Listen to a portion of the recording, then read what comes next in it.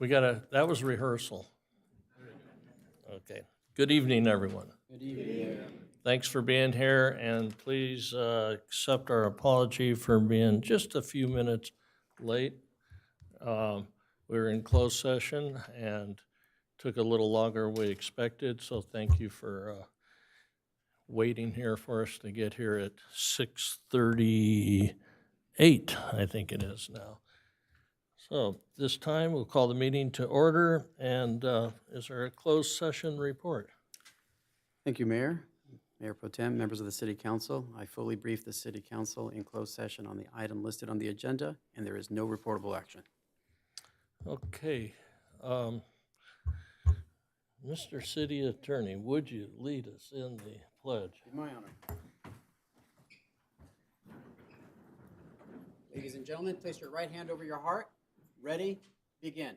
I pledge allegiance to the flag of the United States of America and to the republic for which it stands, one nation, under God, indivisible, with liberty and justice for all.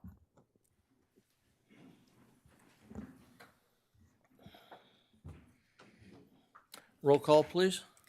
Councilmember Luevanos? Here. Councilmember Kavanaugh? Here. Councilmember Judge? Here. Mayor Pro Tem Litster? Here. And Mayor Mashburn? Here. Agenda review, anything? No, sir. No changes? Okay. I move that all resolutions and ordinances presented tonight be read in title only and all further reading be waived. A Second? motion and a second. Call for the vote.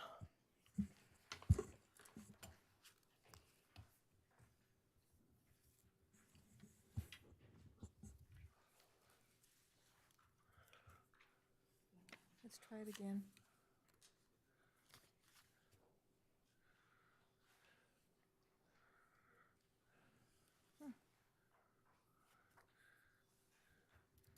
So it's called technology. Anybody bring a 10-year-old that can help us Cancel with it. this? Let's try it again. Do a roll call vote if you wanted. Okay, we'll go ahead. Anybody opposed? Okay, so it's unanimous. The motion passes unanimously.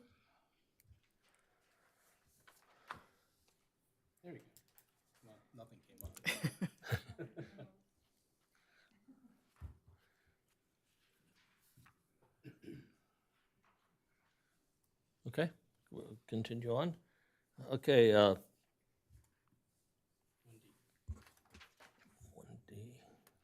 declaration of conflict, how about 1C? Okay. All right, declaration of conflict. We'll get this going tonight, I promise you. You know, it just needs some STP in the joints or something. So, if any member of the city council may have a conflict of interest or any reason why that member must abstain from consideration of any matter on this agenda, he or she should so declare at this time. Seeing none, we'll move forward. Mr. Mayor, members of the City Council, the first item on the agenda is item 1D1, presentation of a proclamation declaring the week of October 22 through 29, 2022 as California Flood Preparedness Week, and Ron Fuchiwaki is here to read the proclamation. Good evening, Mayor Mashburn and council members.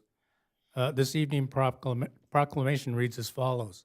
Whereas the city of Simi Valley recognizes the significant public safety threat that flooding poses to the population, assets, and economy of our city, and whereas as a result, portions of the city of Simi Valley are at risk of flooding and are exposed to over $1 billion in potential damage to buildings, infrastructure, and loss of productivity.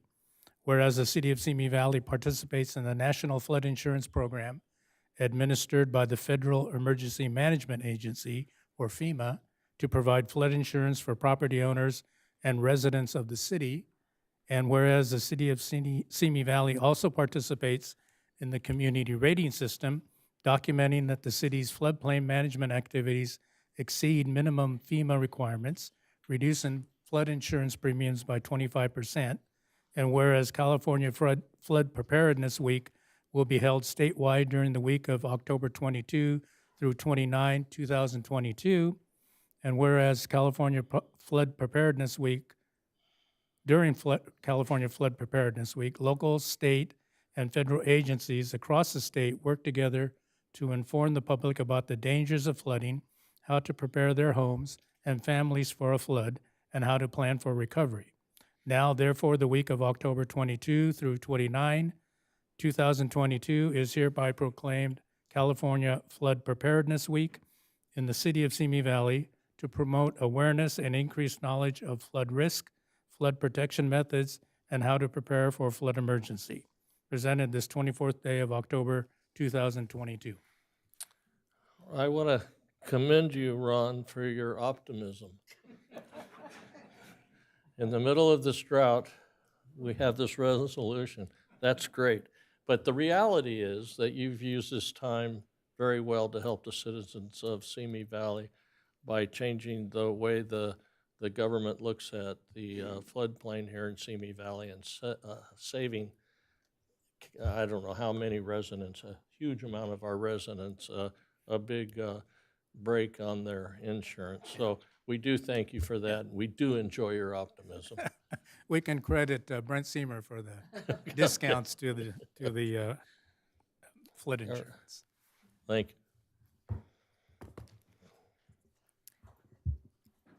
Mr. Mayor, members of the City Council, next on the agenda is item 3A1, appointment of Simi Valley Cultural Arts Center Foundation board members, and Linda Swan is here for this presentation. No, we have no public speakers for item 2. Thank you. Good evening, Mayor Mashburn and members of the City Council. The Simi Valley Cultural Arts Center Foundation is a separate 501c3 nonprofit organization that provides endowment and annual financial support for the Simi Valley Cultural Arts Center. The foundation board is comprised of up to 21 voting members, including 7 City Council appointed public members. There are currently 4 City Council appointed vacancies. On October 6, 2022, Councilmember Kavanaugh and Councilmember Luevanos interviewed the applicants, 4 of which are being recommended for appointment this evening. The following Simi Valley Cultural Arts Center Foundation Board applicants have been nominated for appointment. As I call your name, please come forward if you're in the audience. Carl Birch, Sanchita Karthik, Teresa Lewis, Sawa Scarpone. It is recommended that the City Council approve and the mayor appoint the 4 nominees to the Simi Valley Cultural Arts Center Foundation Board for a term commencing October 25th, 2022 and concluding on June 30th, 2026. Mayor, I'd like to make a motion to approve and you appoint applicants nominated to the Simi Valley Cultural Arts Center Foundation Board. I'll second. And they should be invited to come forward and get their wonderful award. They need to come forward and get their wonderful award from you. I believe we need to vote on the motion. No?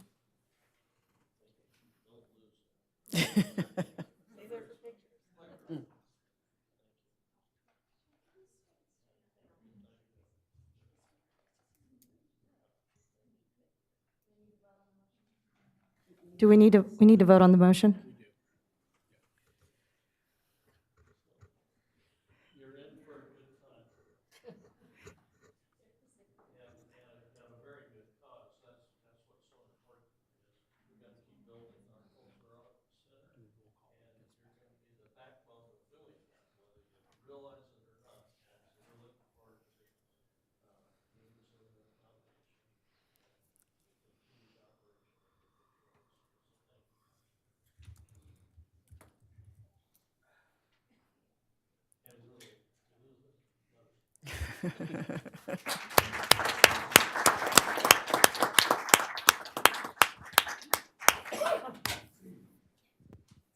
So, Mr. Mayor, as you make your way back up here, our voting system has decided not to work, so we ask for a roll call vote by the city clerk. Okay, roll call vote. Councilmember Luébanos, Aye. Councilmember Judge, Yes. Councilmember Kavanaugh, Yes. Mayor Pro Tem Litster, Absolutely. and Mayor Mashburn. Yes. The motion passes unanimously. And Mayor, I think this is one that I have to appoint also, right? So you've all been appointed. Mr. Mayor, members of the City Council, the next item on the agenda is item 3C1, informational presentation by Youth Council Member Annika Nadunuri.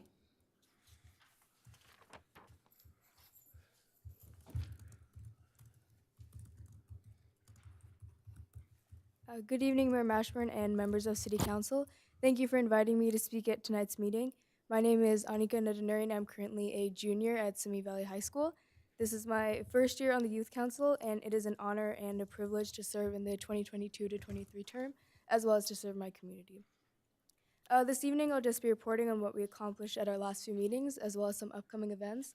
So first off, we held our 4th annual rock painting night for suicide prevention on September 23rd. Thank you to everyone who came. There was a huge turnout, including Mayor Pro Tem Litzer. I'm happy to announce that we were able to raise $200 in donations for NAMI Ventura County, which is a national awareness mental health nonprofit organization. Youth Council members have also hidden these rocks with inspirational messages all throughout parks in the city. So if you find one, please be sure to take a photo, tag us on Instagram at Simi Valley Youth Council. We would like to thank Mr. Ryan Fowler with the Ronald Reagan Presidential Foundation and Institute for attending our meeting on September 20th. He provided an overview of the annual Youth Town Hall, as well as discussed with us deadlines for event planning. So in order to solicit input on issues youth are currently concerned about in Simi Valley, we created a Google form that had questions that we dispersed throughout, through schools, through email, Google Classroom, text messages, depending on the youth council member. We also had a lot of group discussions in classes, clubs, sports, and one-on-one discussions with our peers and classmates. So for our 2022 to 23 work plan, we voted on addressing the following issues: social media with an emphasis on its impact on mental health, as well as reducing substance abuse, and continuing our work in the prevention of bullying and discrimination in Simi Valley. Youth council members also had a lot of fun volunteering at the Park District's Heritage Halloween and Movie in the Park this past Saturday, October 22nd. We dressed in costume, handed out candy to little trick-or-treaters at Strathern Historical Park. Some of us also helped out with the Simi Valley Public Library at the event as well, and it was a lot of fun seeing everyone out having a regular Halloween, especially after our last year in COVID. As part of our Stop Bullying campaign, we will be coordinating a Stop Bullying pledge at our booth at the City Expo section of the street fair this upcoming Saturday on the October 29th, and we encourage everyone to stop by and to sign our pledge banner. Also, upcoming on Wednesday, November 16th, we'll be participating in the city's annual volunteer fair hosted by the Yes Advisory Board. And that would be at the Boys and Girls Club of Moore Park in Simi Valley, and that's located at 2850 Lemon Drive. The event is free and open to all ages, so if anyone is interested in helping out the community or volunteer opportunities, there'll be lots of representatives from local nonprofit organizations that would be happy to discuss and highlight any opportunities they may have.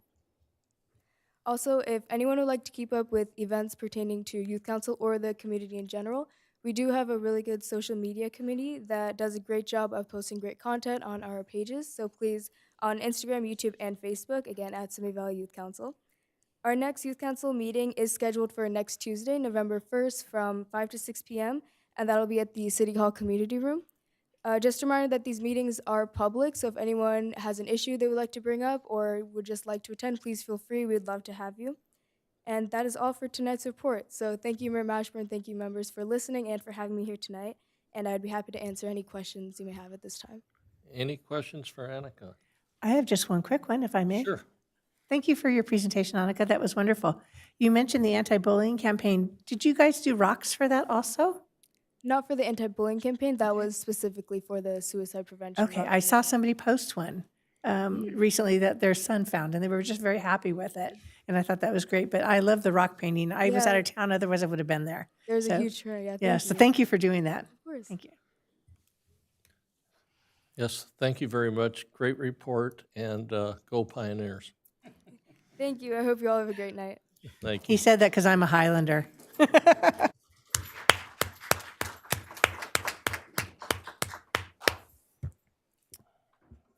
Mr. Mayor, members of the City Council, the next item on the agenda is item 4, public statements. During this agenda item 4, the City Council will hear public statements from the first 10 persons who have submitted speaker cards. After the first 10 persons have spoken, subsequent persons who submitted speaker cards will be called to speak during agenda item number 6, which is a continuation of agenda item number 4. Agenda item number 4 and agenda item number 6 are all times allotted for public statements on items other than public hearings, appointments, and informational reports. Speakers will be called on in the order in which their card was submitted to speak for this public statements item 4 for a period of no more than 3 minutes each. Persons addressing the City Council are requested to state their name and community of residence for the record. Mr. Mayor, unless you have any other comments, we can begin public statements. Yes, I'd just like to remind anybody that may be new to come into a council meeting. This is the public statement portion where we can hear you. We're not allowed to respond. So if you have a question for us, we really aren't able to get back to you right now. The Brown Act does not permit us to carry on a discussion that's not listed on the agenda. So we may look rude, but we're not trying to be rude. We're just trying to obey the law. So with that, first speaker. Scott Jusium.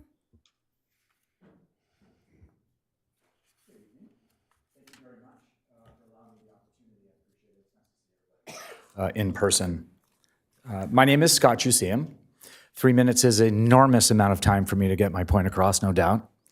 I'm here on behalf of my homeowners association, which I'm the president of the Long Canyon Garden Society, which is really the Long Canyon Estates up in that beautiful area near the golf course. I'm proud to report to you, quite frankly, that we have gone above and beyond to try to reduce our water usage, as we have 500 plus homes. We're working with Gothic Landscaping diligently to change everything, to think forward, which we've been doing for years. One of the areas of concern that we have is that we think that we're being bulked kind of with private residences. We have reduced more than 2 million gallons in a 40-day period. 2 million gallons. I think we're now above 3 million since we checked last with Gothic. We're watching it closely, so I wanted to come here and open up a dialogue, which won't take place today, and maybe some consideration for the large homeowners associations. I know there's another one, Big Sky, here today. We're pretty large. That's 1,300 homes represented here today by our associations. I'm not coming demanding anything. I'm only coming to maybe proposals, considerations, and to mention that we're bound by state law to have a buffer, and we've created an incredible buffer around Long Canyon Estates. I think we're the beacon of the area because we have rototilling come in after. Even the fire department has come up there and said, you guys have really gone above and beyond, and we're going to continue to do that. The concern really that I have, because I am right up against the foothill, is there's really no buffer anymore. Whether I do the rototilling and the required, what we'll do, the fire break every year, we'll do it. There used to be at least the brush, a buffer, greenery where it enters our property is gone.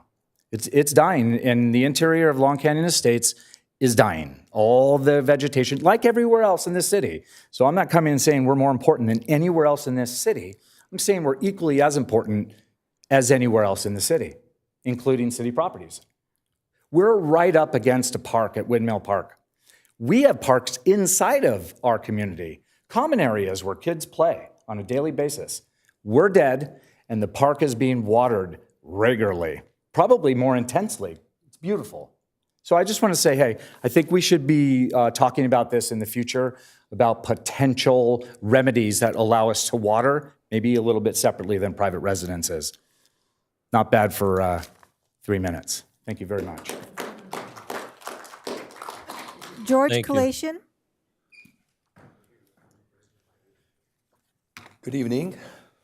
My name is George Kalatian, and I represent the Big Sky HOA here in Simi Valley, comprised of 771 homes. There are actually reiterating what Scott just said, but to go a little bit further, we also have the dog park, we have the ballpark, and they're being watered. However, our trees are dying. We received notices from the city, although we have reduced our water consumption by 40%. We are here to try to start a dialogue with the city, specifically with the waterworks, because we're getting letters, but there's no communication. And we cannot sit there and talk to them and tell them why is it that there are certain things that are asking us we cannot do. For one, we have to hand water on a weekend. Big Sky is a very big community, and having hand water on a weekend, it's just logistically not possible. Furthermore, when Big Sky was built, the city required engineered slopes. Engineered slopes need vegetation. Vegetation needs water. And if we don't water the vegetation, the slope will give, and the structural integrity of the buildings will be in danger. Also, we are required to do irrigation inspections at night. Now, I wrote a letter 2 years ago to the very council members and the mayor talking about the speed that vehicles do on Lost Canyon and Erringer. And since then, we had 2 deaths. We cannot allow our people to work at night as they want us to, that the irrigation inspection to take place at night. That is just not possible, and it's extremely dangerous. So we basically want some kind of a dialogue with the city so we can discuss the watering, how, and we are trying to also, we have gone into drip system. It takes time. We're a very big community. And hopefully we will be able to get there, but we need your help and we need the dialogue. Please have someone talk to us, writing letters and fining us after we try to even reduce by 40%. That I don't think is fair. I'm done. Thank you. Thank you. Naran Jala.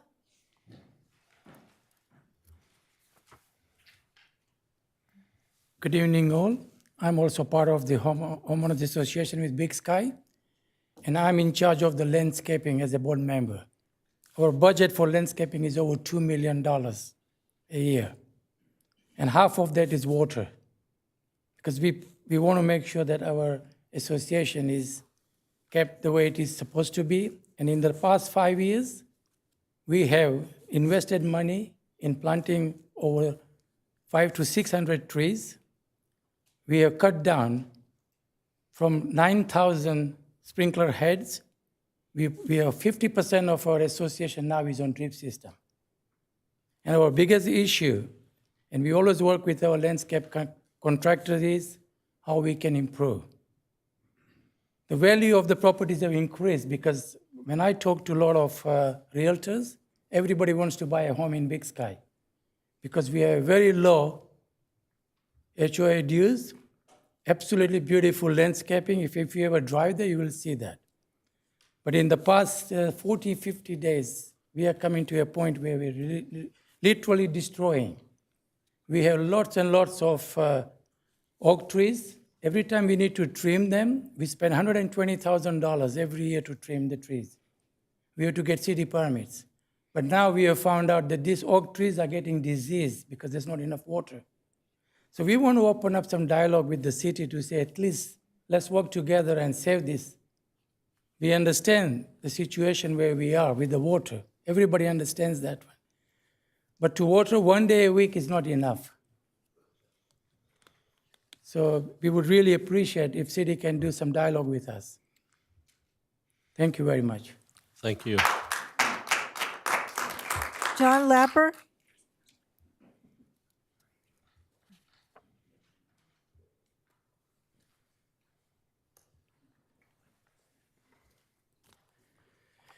Mayor Mashburn and City Council, a shout out to President Biden for the American Rescue Act, which bailed out the Simi Valley budget with $15 million for street paving on Cochrane and Madera, park and rec swimming pool work, the Samaritan Center, and contributions to CalPERS retirement fund.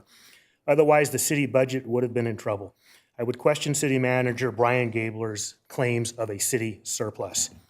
A shout out to City Council candidates Joe Ayala, Nancy Mason, Sean Weissman, and Robert Caliso, who, along with 7 other Democrats and 2 unknowns, attended the Envision the Future of Simi Valley event October 19th at Sinaloa Middle School, a state grant which affords the opportunity for a plan to revitalize LA Avenue and Tapo Street corridors. Sadly, there was no one from the city, the City Council, or Republican candidates in attendance. Remember that when you vote for change November 8th. Lastly, the issue of Agenda Item 7, Consent Item 3, the removal of all 63 eucalyptus trees on Sinaloa Road for $175,000 to Stay Green Incorporated out of Valencia. Sadly, this just popped up on the agenda last Thursday, again putting into question the transparency of city business being conducted. Also up is a 1-year extension of the $640,000 contract for tree maintenance that expired June 30th, 2022. As I only get 3 minutes, I'll briefly touch on my concerns. I have emailed the City Council, but sadly only Councilwoman Luevanos and Mayor Pro Tem Litster responded. It would appear that having an arborist from the company doing the tree removal is a conflict and perhaps not ethical. I would seek a second independent arborist to evaluate the proposal. The arborist report appears to cite almost all the trees in good health. He cites leaf-eating insect and root ball as the main reason to remove all the trees. How does an arborist file a report without describing the name of the insect and damage from it? How do you say root ball but then not describe what that entails and how he determined all 63 trees had it? The staff report shows no reports of damage, neighbor complaints, historical information of trees cut down, claims, or injuries. If all 63 trees are cut down with no replacement due to the drought conditions, what is the impact of water flow on Sinaloa Road? I see several houses with sandbags at their rear gates. Have the neighbors been contacted? Why hasn't neighborhood council been involved? If you have 2 bad teeth, you certainly don't remove all your teeth. Despite potential winds, I see no urgency for this vote for removal. Eucalyptus trees were planted to protect from the winds. What is the environmental impact on birds, bees, butterflies? The other concern is the expired contract for Stay Green to maintain 8,132 trees in Simi. What is the city bid process for this contract and that of the eucalyptus tree removal?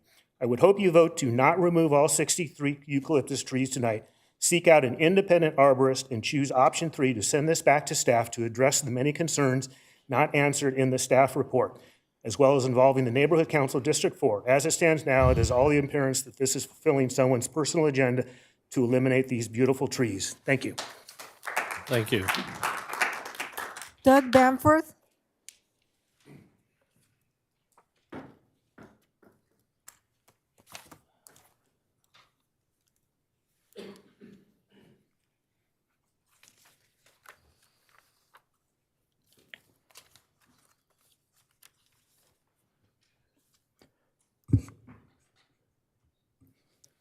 Good evening.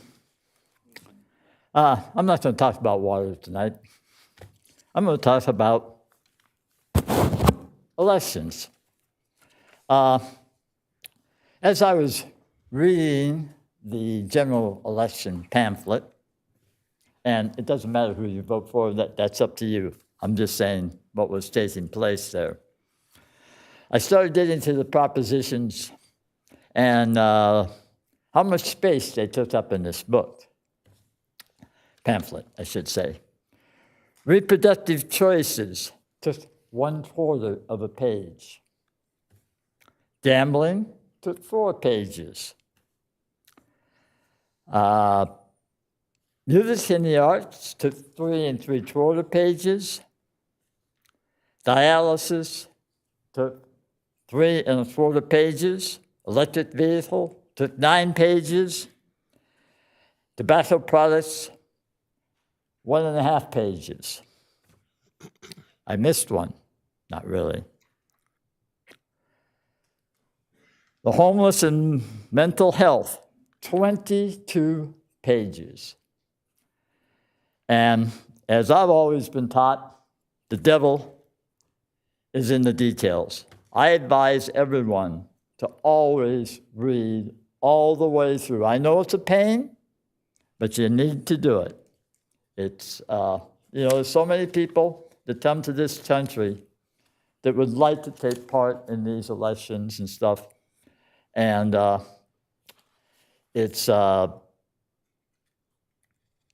you're doing a disservice if you do not read all of the stuff.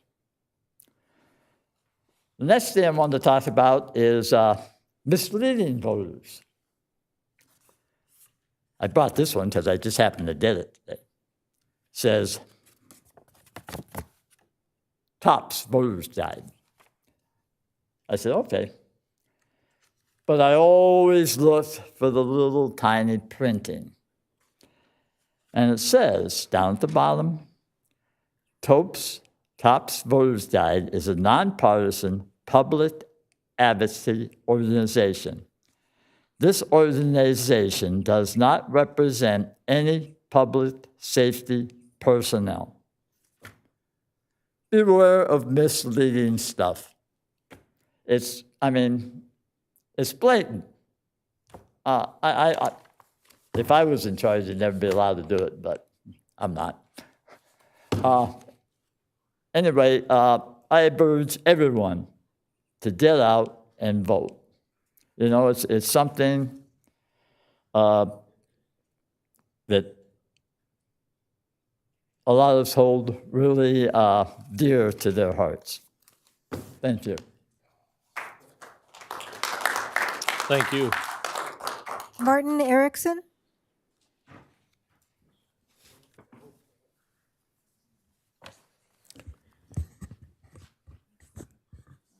Good evening, Mayor Mashburn, Mayor Pro Tem Lister, members of the City Council. My name is Martin Erickson. I'm the Executive Director for the Ventura County Transportation Commission. And I think it's appropriate, my message tonight, following up on that excellent report from the Youth Council.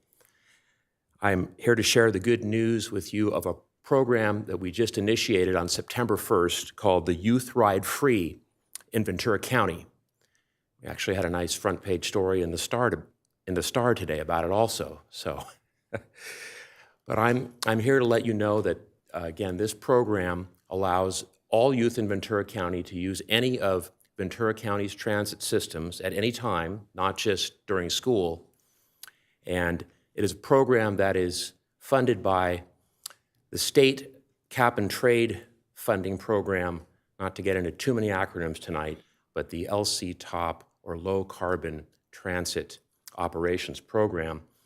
I want to acknowledge my staff team at VCTC for submitting this grant and working with the state to get it.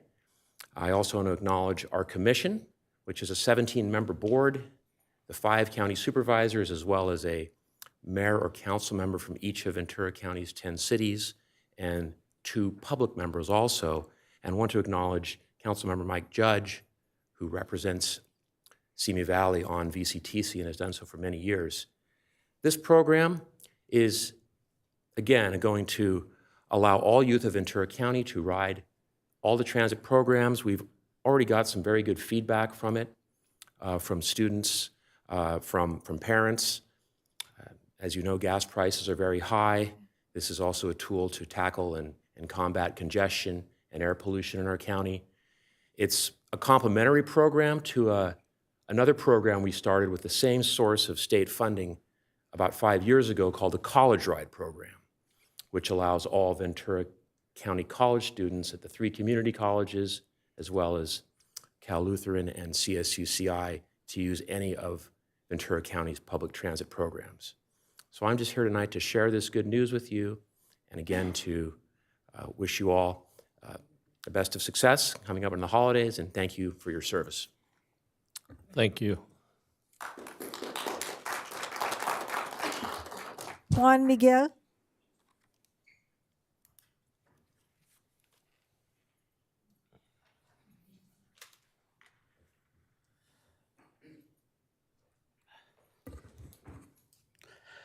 Good evening, all. I'm glad to hear somebody from Ventura is coming about some comments that I made on my last meeting I came about public transportation. I'm very happy to hear. I actually called Ventura before coming to you guys, and I'll be glad to be part their team as well if they request me. I don't know if I'm allowed to, but I'll be happy to. Anyways, happy to hear. I'm mainly here because I want to share with you guys some personal experience that I have with some of you guys. And it's not really a comfortable thing that I'm doing, but I feel the need and the urgency of doing it because time after time, I see the treatment that is being given to Ms. Luevanos in the dais and outside. I mean, we're going to have a candidate for District 4 is going to come probably and speak, and he can probably apologize to what she did to Mrs. Luevanos on April 30 on the street fair. You guys can talk to him. You guys can ask him how he approached her. I never seen a candidate being so rude. And I don't think he has, because I spoke to him, and I don't think he has apologized to her. And that will be a good opportunity for him to come and apologize to Ms. Luevanos. And this is happening because all of you guys, I've seen it in my experience. I never cared anything about the city affairs in the last 4 years, but I've seen the way you've been treating Ms. Luevanos. I know she thinks differently than you are, but the way you've been treating her, you've seen how she's been treated. In the last meeting, there were 2 people, happened to be my friends. One was my church member. They came and complained about Ms. Luevanos and you guys never said anything. You guys never defended. She's doing her best. As far as I recall, she's the only full-time city official working and still doing her due diligence. I have learned so much by coming to this meeting and especially from listening to the questions that she raised. And I spoke to Ms. Lisner about this too, because I seen some sort of xenophobia, and I seen some sort of misogyny the way you treated. Like there was a meeting back in February, that somebody made a comment when 2 ladies were exchanging ideas, and to me it sounded a little misogynistic. Say, ladies, please don't talk about this anymore. And then somebody say, hey, I love a healthy debate instead of being part of the debate. And that was just sad to hear. And people who voted you in the office, they also agree with me with what I'm saying. And I also like to see if Mr. Mike Josh can share with the public his interaction that he had with me one time pre-pandemic, that he went to my church and the way how he talked to me. If he can share it to the public, I think the public will see the real face, who Mike Josh is. And also, Mr. Mayor, he went to my workplace and he also made a negative comment that I really didn't appreciate it where I was working. So this is really sad. And also, the last meeting that I had, if I have, Okay, your time's up, sir. if I can just have 10 minutes. My last meeting, I interacted with Your time is up. You want to give me just 5 minutes, say 5 seconds, sorry? Thank you very much. Okay. You already had your 18 seconds, I think it was. Okay, thank you. Thank you.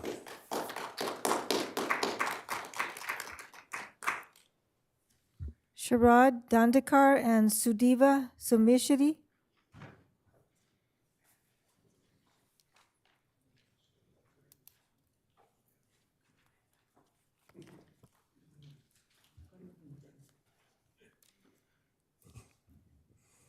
Good evening, Honorable Mayor and Honorable City Council members. Namaste. I'm representing Indian community to greet you for our light festival, what we call Diwali. Throughout the world, Indian community is celebrating this light festival, and we would like to wish you a happy rest of the year and the next year. Thank you. And he is going to speak for a few sentences here about the same festival. Good evening, Mr. Mayor and members of the council. My name is Sajiva Somashetty. I live in Central Simi Valley and go to Vista Elementary School. I am here to wish you all a very happy and prosperous Diwali. Diwali is a festival of lights. It symbolizes the victory of good over evil, light over darkness, and hope over despair. Thank you for this opportunity. Thank you.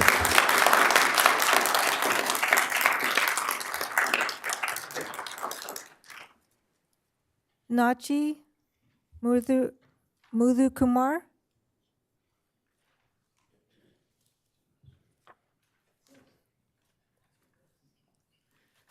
Good evening, Mayor and City Council members. Namaste, and namaste to all fellow Americans and citizens and residents. I'm also here to wish you all happy Diwali of a proud Hindu American community here in Simi Valley. Been here in Simi Valley since 2015. And on this occasion, I would also like to bring to your attention, we have a small traveling exhibition called the Darshana, which actually shows a glimpse into Hindu civilization and our culture. Right now it's going in Thousand Oaks Library, and we also had shown this in public fairs around here and in Moore Park and Oak Park libraries. I request the city to allow us also to display this exhibition in Simi Valley Library. We had put in that request, so with that, again, I would wish you one more time happy Diwali. We had left some sweets. Please do have it and enjoy it, and thank you. Thank you. Apendra Yetela.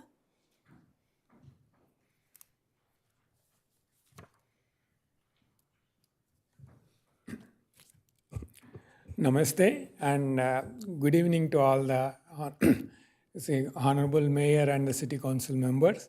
My name is Upendra Yetala. I live in Simi Valley. California State declared October month as the Hindu Heritage Month, and we request Simi Valley to declare October and November month as the Hindu Heritage Month. So that is the request. Thank you very much. Thank you. Mr. Mayor, that was 10 speakers cards. We have 4 cards to continue to item 6. Okay. Yeah, let's go ahead and hear them now. You said 4 more? Yes, 4. Yeah, we'll go ahead and hear the 4 additional. Thank you. Rocky Roads.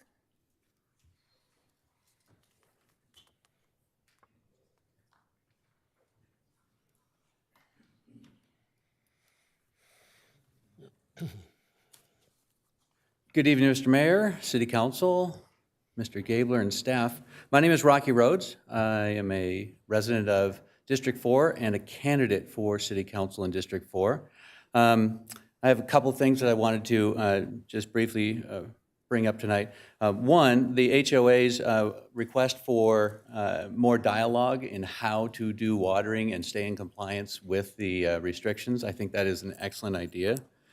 And yes, I think that everyone should read all of the material carefully that are coming to your doors and make sure that you're voting appropriately.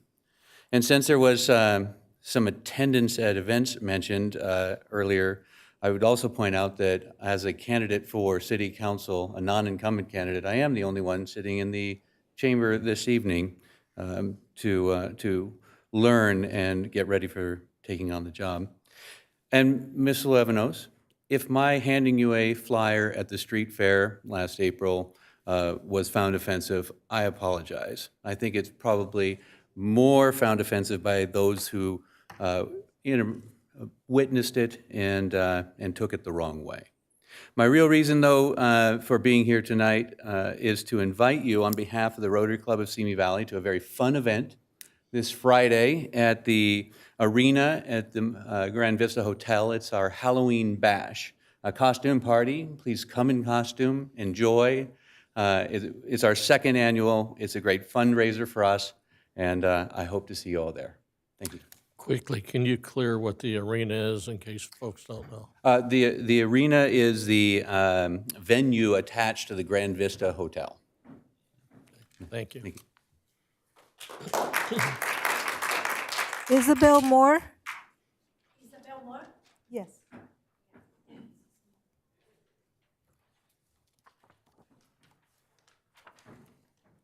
Good evening, Mr. Mayor and everybody else.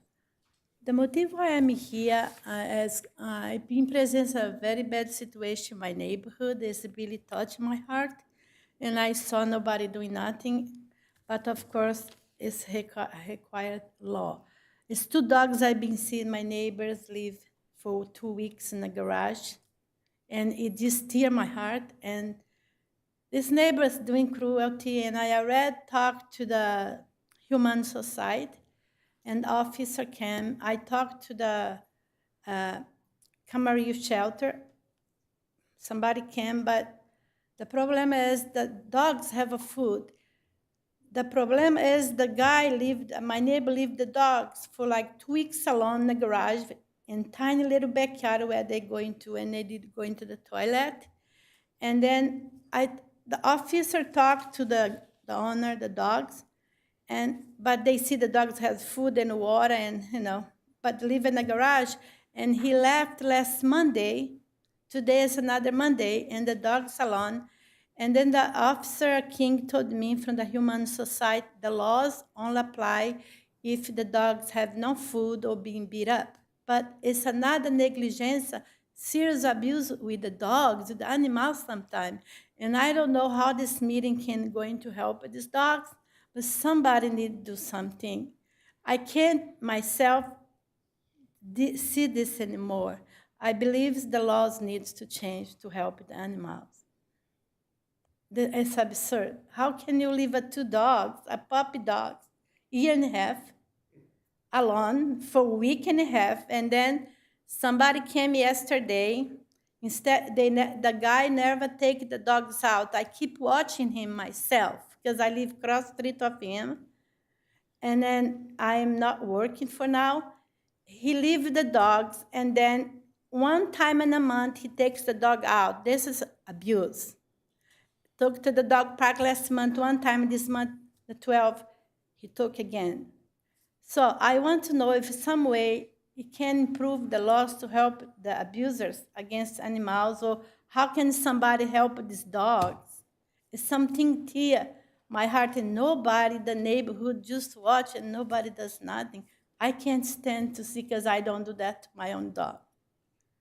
So I want to know who can help. So what kind of help the dogs in a situation like that can get?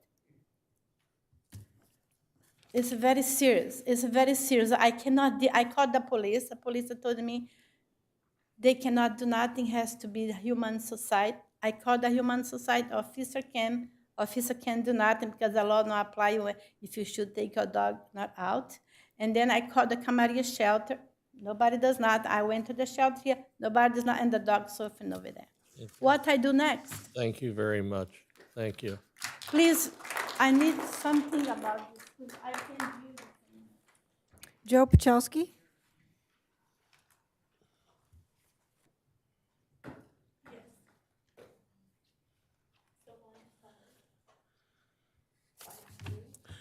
Good evening, Mayor Mashburn, members of the City Council. I'm drawn back tonight because I see that the council's planning on taking some action regarding sidewalk vending here in Simi Valley. There are 2 points I want to raise. One more of a question with respect to the proposed ordinance than anything else. First. Hold on just a second. Okay. Ma'am, could you, okay. Thank you. Go ahead, you've got it. We'll give you a few extra seconds. The first is more of a question. I just want to make sure that it seems like the proposed ordinance would outlaw all vending in residential areas, similar to what was seen earlier this year at the corner of Long Canyon and Wood Ranch Parkway. And if that's not the case, I'd like to encourage you to do so. Second, I want to encourage the council to specifically exempt kids and lemonade stands. It's easy to have a situation where we look at the ordinance as a whole, but time and again we keep hearing of different cities, and some here in California and many outside of California, where kids try to set up a lemonade stand and are being given a ticket or being told that they can't do that because they don't have the necessary permits, et cetera, et cetera. And I just want to make sure that we're here in Simi Valley, that we're fostering the entrepreneurship among our young people. And so if it's not specifically exempted, I'd like to see the council do so that that we don't run into a situation where we see headlines later on, Simi Valley tickets kids for lemonade stand. There's too many headlines like that going on, and I know that Country Time Lemonade at one point was even providing legal aid to kids to either pay the fines or to get it legalized. So I just want to make sure we're not cutting off our nose to spite our face. All right, thank you very much. Have a good evening. Thank you. Karina Schuwell.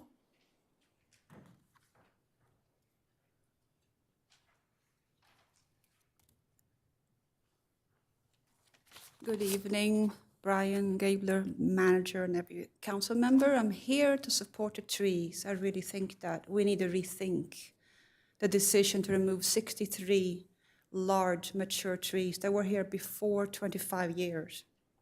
I think this city is probably 30 years old. Is there any reason why we're killing these trees in the city? And if we want to remove them for $175,000 of our taxpayers' money, what is the reason for that? Does it benefit us? Does it benefit the contractor? Is this a conflict of interest? I think if you heard in the beginning, we're not allowed to respond to your questions, and that's by law. The attorney could. We need to stay green. The trees have big roots that go right down into the earth. If you remove the trees, you remove the earth, the dirt, and the roots that go into the ground. You remove the moisture. You will make this a desert. We need trees. It's part of the ecology. Not just that, you will have more drought if you decide to do this. You'll kill our people because we have more heat. You're spending more of my money. I pay into that too. And the people that live here, not only that, the animals, where are they going? Large trees are for larger animals, predators. And if you're going to do this, can you give a reason why you're doing this?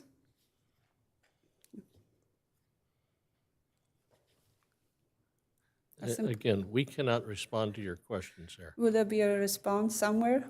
There are citizens that are wondering if you're paying this money to remove these trees, what are they replacing it with?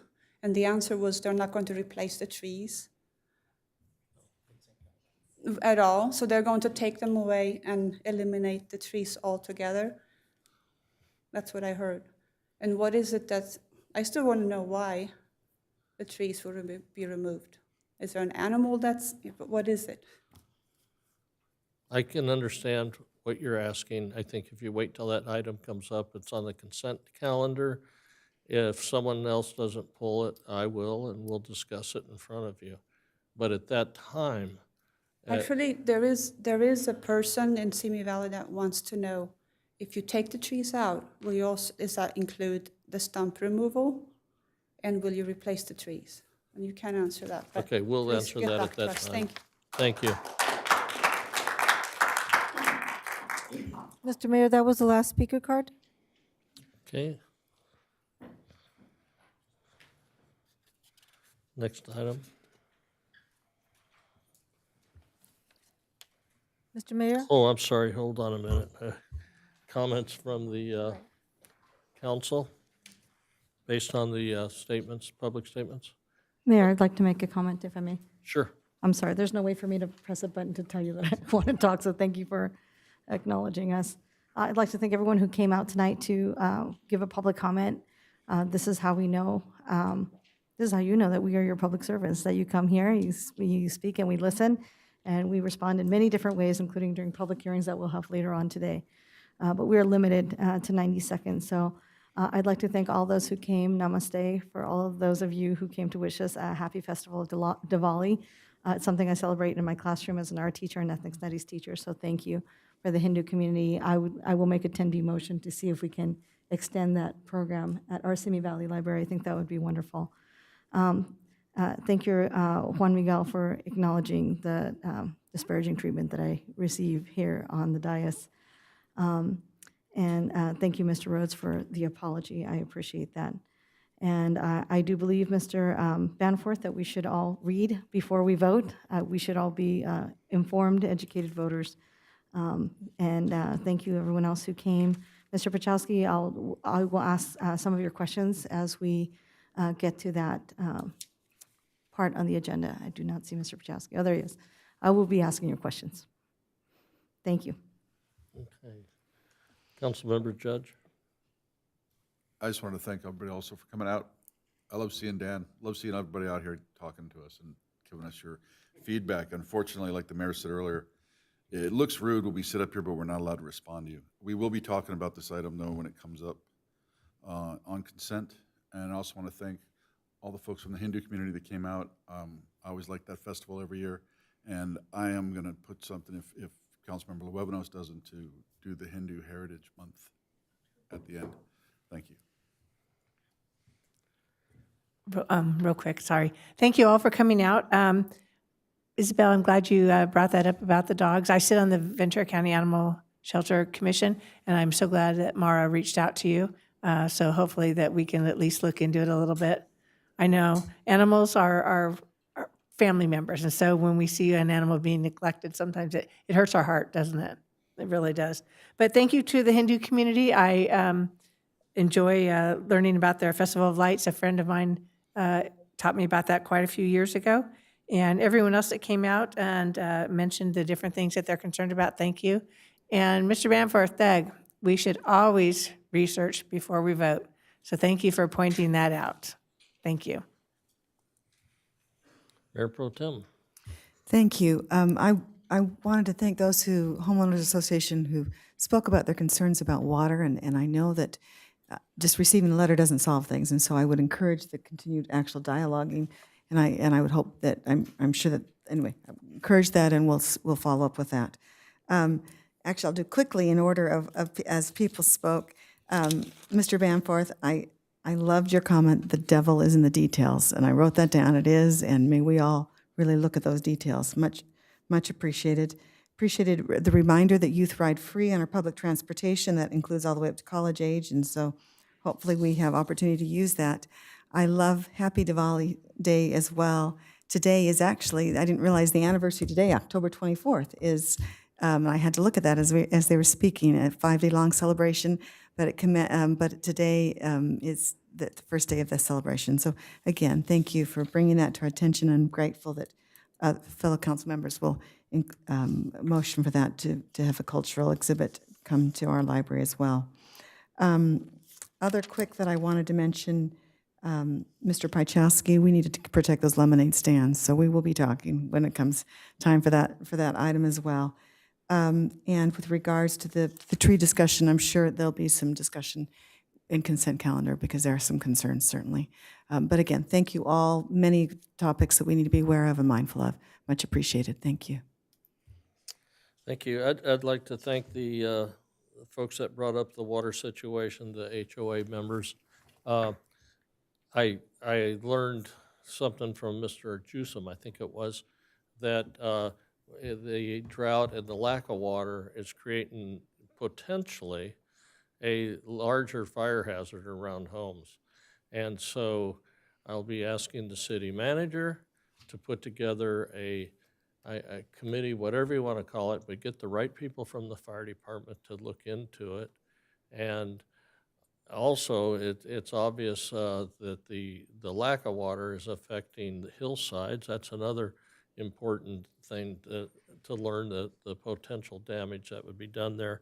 So we need to take a hard look at it because just shutting off the water isn't the answer. And we'll get the proper people involved. Am I correct, Mr. City Manager? Yes, sir. Okay. So we'll take a strong look at that, and thank you for the input. It brought some things to my mind that I hadn't thought of, so hopefully we can look at those. The Hindu community is very valuable to this community, just like all folks are, all the different cultures. And I don't know if we have a designated date or not, but a proclamation, and even if we're late, I'm all for, making up if that's what it takes, and do a proclamation because our Indian community is very valuable, very active in this community, by the way, and gives an awful lot to Simi Valley and each resident here. So thank you to them, and we'll take a look at bringing us even more up to date. The trees we're going to discuss when we get to the consent calendar, so I don't think it's appropriate to go over that now, but it's obviously an issue. We'll talk about that issue. And that's what I have to say. Thank you for your comments. Mr. Mayor, members of the City Council, the next item on the agenda is public hearings. This is a time for testimony on public hearings on the consideration of matters as presented on this agenda. Let the record show that due notice was given as required by law, and an affidavit to this effect is on file in the office of the city clerk. All comments submitted by email have already been provided to the City Council and will be made part of the record. However, they will not be read by the city clerk this evening. Speakers will be called on in the order which their card was submitted for this public testimony item 5 for a period of no more than 5 minutes each. Persons addressing the City Council are requested to state their name and community of residence for the record. Comments shall be limited to matters relevant to the item on the agenda and may be ruled out of order if comments are unrelated to the item. The reports of the city staff relating to these matters shall be made part of the record of this meeting. If you challenge in court any of the City Council decisions made here tonight, you may be limited to raising only those issues you or someone else raised at this public hearing. The time within which judicial review must be sought is governed by California Code of Civil Procedure, Section 1094.6. Agenda item 5A, a public hearing to adopt a resolution amending permanent local housing allocation 5-year plan and authorizing the city manager to execute associated documents, adoption of a resolution establishing a home buyer assistance program, and approval of a supplemental budget request to establish budget authority. The reading of the resolution is as follows. Resolution number 2022-56, a resolution of the City Council of the City of Simi Valley amending the permanent local housing allocation 5-year plan and authorizing city manager to execute the associated documents. And resolution number 2022-57, a resolution of the City Council of the City of Simi Valley establishing a homebuyer assistance program policies and procedures manual and authorizing future amendments to maintain compliance with funding requirements. And Mara Mulch is here to present this item. Good evening, Mayor Mashburn and members of the City Council. I'll be providing an overview of the items under consideration for this public hearing and concluding with the request for Council's action on those items. The state passed Senate Bill 2 in 2017, establishing the Permanent Local Housing Allocation, or PLHA, which allocates money annually to jurisdictions to be used to increase affordable housing stock. The allocations are derived from the county's prior year real estate transactions. Jurisdictions are then required to allocate 100% of their estimated allocation for the 5-year plan period during a public hearing. The city's 5-year allocation for the 2019 to 2023 plan period is just over $1.7 million. PLHA allows for a total of 10 eligible activities related to the development, rehabilitation, and preservation of affordable housing.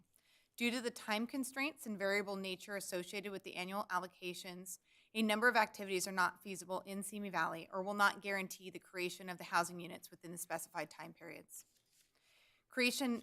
I'm now going to go through all 10 just so that there's a familiarity and awareness of the eligible activities.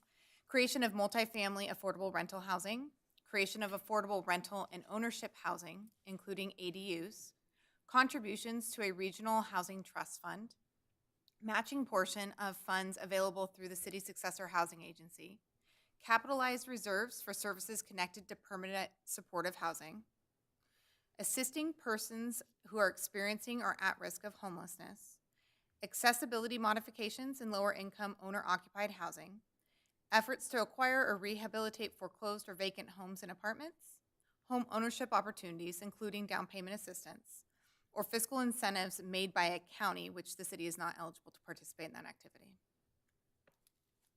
The current PLHA plan was adopted in June 2020 and identified the selected activity at that time as rental assistance for those at risk or experiencing homelessness in anticipation of increased need related to COVID-19. However, the state did not provide the grant agreement until June 2021, once the city staff was able to clarify the parameters of the permissible activities for that funding allocation with the state and reached out to local service providers. Barriers were identified to implementing activities due to the strict federal definition of at-risk of homelessness and limited housing placement options. Motel vouchers are not allowable by the state under that activity.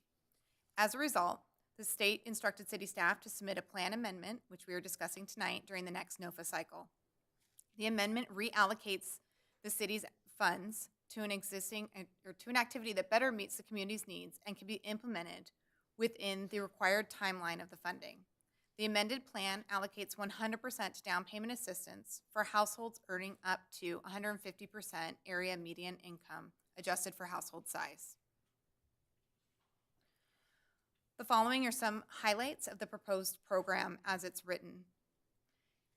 The program would serve income levels up to 150% AMI, with a preference provided to households up to 60% AMI.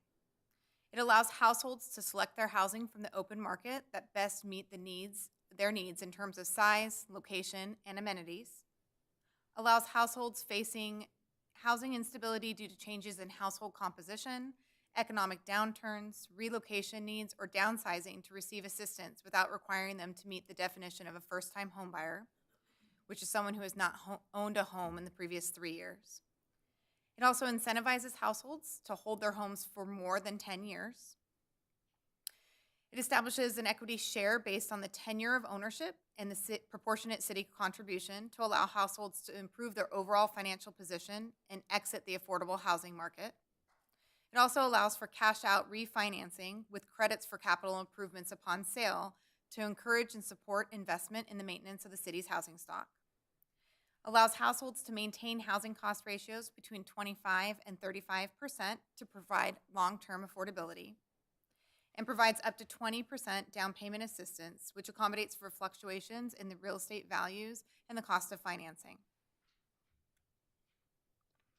The requested City Council actions tonight are to adopt a resolution approving the plan amendment, which allocates 100% of the city's allocation to the down payment assistance, authorize the city manager to execute all documents with the implementation of the plan, including submission of annual applications, adopt a resolution approving the homebuyer assistance program, and also approving the supplemental budget request in Fund 208 in the amount of $290,357. which will establish budget authority to implement the program. That concludes the presentation. I'm available for any questions. All right, we'll just go down the line, starting with Councilmember Luevanos. Questions, and we'll save comments for a little later. Thank you, Mayor. Thank you. Yes, I do have a few questions. Can you tell me what is 60% of AMI and what is 150% of AMI, so we can see what that range is, and for what size household? So the standard calculations work off of a household size of 4. So for 60% AMI, the household size of 4 is $75,240, and the 150% AMI is $173,100. Okay, and you said that the people could apply. So of that $1.7 million, I divided that by 15, that's approximately $116,000 per family.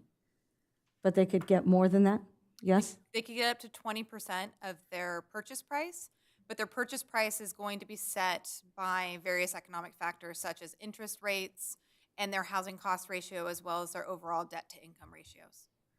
I'm going to ask a question that I know a lot of residents want to know. Why can't we use this for rental assistance? The rental assistance that was available under the eligible activities was limited to households with 30% AMI, and they have to meet the definition of at risk of or experiencing homelessness per the Code of Federal Regulations, which is very, very narrow. So it's not somebody who is, in fear of not being able to pay rent in several months and being able to get assistance to be able to kind of stave off that fear. It's somebody who's already in that dire situation and then there would need to be housing available to place them in, and motel vouchers was not an eligible expense under that. So in discussion with our local service providers, it was deemed not to be a feasible program at this time for our community. So if someone was, saying, hey, I'm not going to be able to make rent because the price of gas is so crazy expensive, or whatever other expenses have come up, medical expenses, whatever emergencies, and I can't pay rent at the end of this month and I'm going to get evicted, that wouldn't qualify? That may not qualify. So it possibly could qualify. I am not well-versed in qualifying households for rental assistance under the federal standards. However, it's my basic understanding that they would already oftentimes have to have already received eviction notices and already be on that brink of homelessness or already be homeless. So somebody who just needs assistance to kind of bridge that gap is better suited for other rental assistance programs, including the one offered under our CDBG CV funds through the city. That had more flexibility than the at-risk of homelessness program under the state. Do you happen to know how much funding we have in that CDBG? Because I often get residents who ask me for rental assistance. I just can't, make rent, or I can't make the first and the last months when we have, median rentals of, $3,000, average rentals of $3,000 a month. To come up with, $6,000 is a lot of money, which not everyone can do. I believe the remaining balance, and Brian, correct me if I'm wrong, is hovering somewhere in the 600 to 700,000, but I don't know. That's correct, it is. However, we have not gotten any applications for request of the funds for many months, and we'll be coming back to the council starting next month with a revision to that program. However, I would say that the Housing is Key program at the state level is still alive and active, and there is funding available for rental assistance to people today. So if there are people that are in danger of losing their home, we would encourage them to reach out to that program. Well, you said in danger of losing their home. Does that include an apartment? Yes, Okay, so we do rental have, assistance. so we do have money right now in the CDBG fund, so if people do need that assistance, they can get it. They can, but they should hurry. But the state program is available. Okay, so the CDBG funds is not through the city, it's through the state? Two different programs.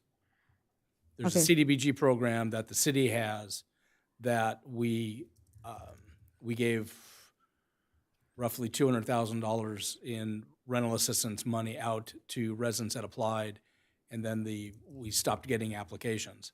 There is still state money available through a different program that's available through the state.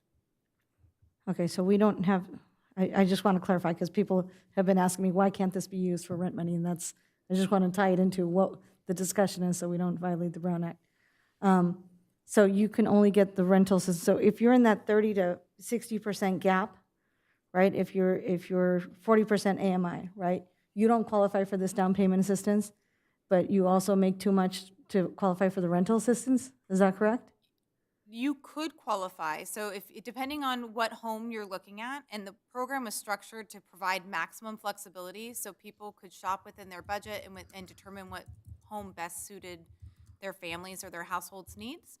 So provided that they can make the mortgage payment for the 80% that they have to finance through a private lender. There's also additional options to layer the financing with other nonprofit and down payment assistance programs to help make it affordable to the lower income brackets. So they are eligible for the program. Whether or not they qualify, each household is going to have their own personal financial situation, just like anyone else going for a mortgage and trying to buy a home. So we can't make a blanket statement whether they would qualify or not, but they are eligible to apply. Okay, so I just want to clarify, because here on page 3 of the report, it says 60% AMI to 150% AMI. And the rental assistance is only if you make 30% AMI or below. So I just want to make sure if someone makes 50% AMI, then they might possibly qualify for this down payment assistance program. Yes, the intention of the report was to say that that below 60% AMI has a preference given if applying at the same time as a higher income family or household. However, anyone up to a total of 150% AMI is eligible under the parameters of the program. Okay, thank you very much for clarifying that, because it sounded like you had to be within 60 to 150%. So you can make less than that, and as long as you qualify to make the mortgage payments, then you would be good. You could still qualify. Correct. Okay, great, wonderful. Thank you so much. I had one more question. Will this be, is it a first come, first serve? It's not necessarily an entirely first come, first serve. The way the program is structured is that if we receive 2 applications within the same business week, the preference would be given to the lower income household to qualify. But if they were received at different points in time, we would process applications upon receipt. And that's to best accommodate fluctuations in the market, housing availability, qualifying for standard and traditional financing paired with the city's program. And can we, once this opens, will this, can we make this available so that everyone knows? And can we do it in English and Spanish, or provide a Google Translate so people will know this is available to them? Yep, all information on the city's website is already available under Google Translate for a variety of languages. And then additionally, we'll make sure to do outreach. We will probably phase in outreach because the initial allocation that we're immediately eligible for is the 290, so that's a limited number of households. But based upon this being an annual allocation, the hope is to kind of build the program and create awareness and to really push this out into the community as a strong resource for those seeking homeownership. And this is my last question. Is there a timeline for when this would be available if we approve this tonight? The timeline for the program to be fully launched, we have to submit all of the information to the state no later than November 30th and wait for them to approve our plan amendment. And then we can seek our 2019 allocation, which is what in the amount of the supplemental budget request. And then we are able to deploy the program once we have our internal documents updated. We do need to spend the 2019 allocation before April of 2024. So could this be like January, February of 2023, or? I'm currently recruiting for 2 analyst positions within the department that will be assigned to the program. So the hope is to get it deployed as soon as possible, but I can't give a firm date, including when the state will allow us to draw the funds to initiate the program. Okay, but we have to expend the initial the first set of funds, the 290,000 that are on page 5 of the report. That has to be expended by April of 2024? Correct, and I don't have any concerns with being able to do that. I don't think so either. Okay, thank you so much. Appreciate that. Thank you, Mayor. Councilmember Judge? No questions. Dee Dee? No, none from me. No. Oh. Mayor, Pro, Tim, I'm sorry. Thank you. Just a couple of questions, a few questions. We're talking about 1.7 million that is allocated over 5 years, or would be at our resource, at our disposal. I'm sorry. Is that Projected 1.7 million. Projected 1.7 million, excuse me. I'm just trying to understand I realize this is tied to, and I'm looking at the chart on page 15 of this staff report. There's funding allocations years that range from 2019 to 2023. Obviously, those years are past. Does that amount become immediately eligible in full, or is this dispersed over 5 years going forward? Just trying to understand how that is projected. So we previously, upon approval of our initial plan in June of 2020, the city received our standard agreement in 2021, which also awarded the calendar year 2019 funds. Our 2020 and 2021 funds have not yet been awarded to us because we couldn't process an application because we intended to do the plan amendment. So we had to wait for this NOFA cycle to be able to submit our plan amendment. Once our plan amendment has been accepted, we'll draw our 2019 funds, and then we will simultaneously be submitting our application for our 2020 and 2021 funds. Upon award of those funds, we'll be able to draw that money with some contingencies. The contingencies being that they don't allow us to hold more than an annual allocation unspent. So we have to first exhaust our 2019 funds, then we should be able to draw our 2020 funds, which is approximately 450,000, and then our 2021 funds increase to a little bit over 500,000 if my memory serves me correctly. So we have to draw 1 year at a time. But once we have everything in, we're going to be able to continuously draw those funds, and by authorizing the city manager to execute all requisite documents, we can continuously do that to maximize the availability as quickly as possible. Got it. Okay, thank you for explaining that. And is there a cap on the amount? I mean, obviously depends on what the down payment is, the site, the home price, et cetera. Is there a cap on the amount per family, on the amount of funds? There's not a cap on the dollar amount. The cap will happen naturally through the market factors and the debt to income ratio and the housing cost ratios. So we do have some provisions built into the program to protect, like if someone is bringing additional funding to the table that they want to augment the down payment assistance from the city, they wouldn't be able to buy a home at the high end of the market. That would be capped at 95% of the median home price, so that the city isn't helping to fund kind of a luxury purchase versus a standard home purchase. So we have some provisions built in that way, but we didn't put a hard dollar cap because the market keeps fluctuating. And as people know, the cost of a $400,000 mortgage went up almost $1,000 a month from January to now with the interest rate increases.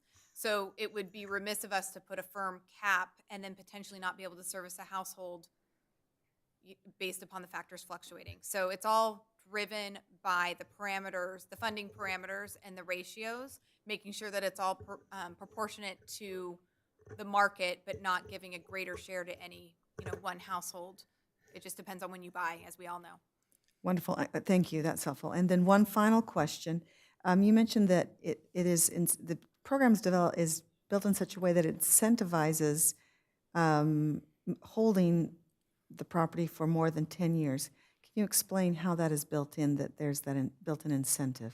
Yeah, the program is intended to have a max affordability of 30 years. So we will still have a 30-year affordability period, meaning that the individual that owns that home has to live in that home and be the primary occupant, owner-occupied, for the entire 30 years if they retain the home that long. However, we all know that there's different life circumstances, and so someone may need to exit their home or, change their household dynamic, no longer can afford the, larger home or move out of the area, et cetera. The program is set up that up to year 5, you would pay an additional 10% of your equity to the city beyond whatever the proportionate share the city gave you. So if we give you 20% down payment, you would give us 30%. If we only gave you a 15% down payment, because that's what you needed, we would get 25 returned back to the program that would be invested in future households purchases. Up to 10 years, I believe it's an additional 5%, and then after that it goes to the proportionate share of the assistance that was provided.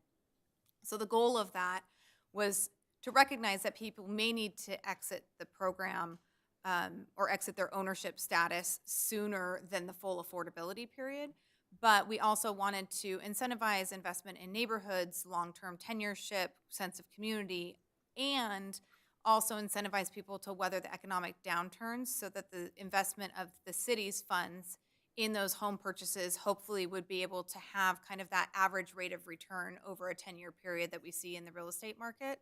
So it was twofold, both to benefit the homeowners, but then also, and the neighborhoods and the community at large, but then also to make sure to create some financial stability in the long term for the program so that we can keep reinvesting in future generations of homeowners. Very good. Okay. Thank you, Mara. Appreciate it. Okay, good? I'm good. Okay. Thank you. Do we have any cards? Mr. Mayor, we have one speaker card. Okay. Joe Pachowski.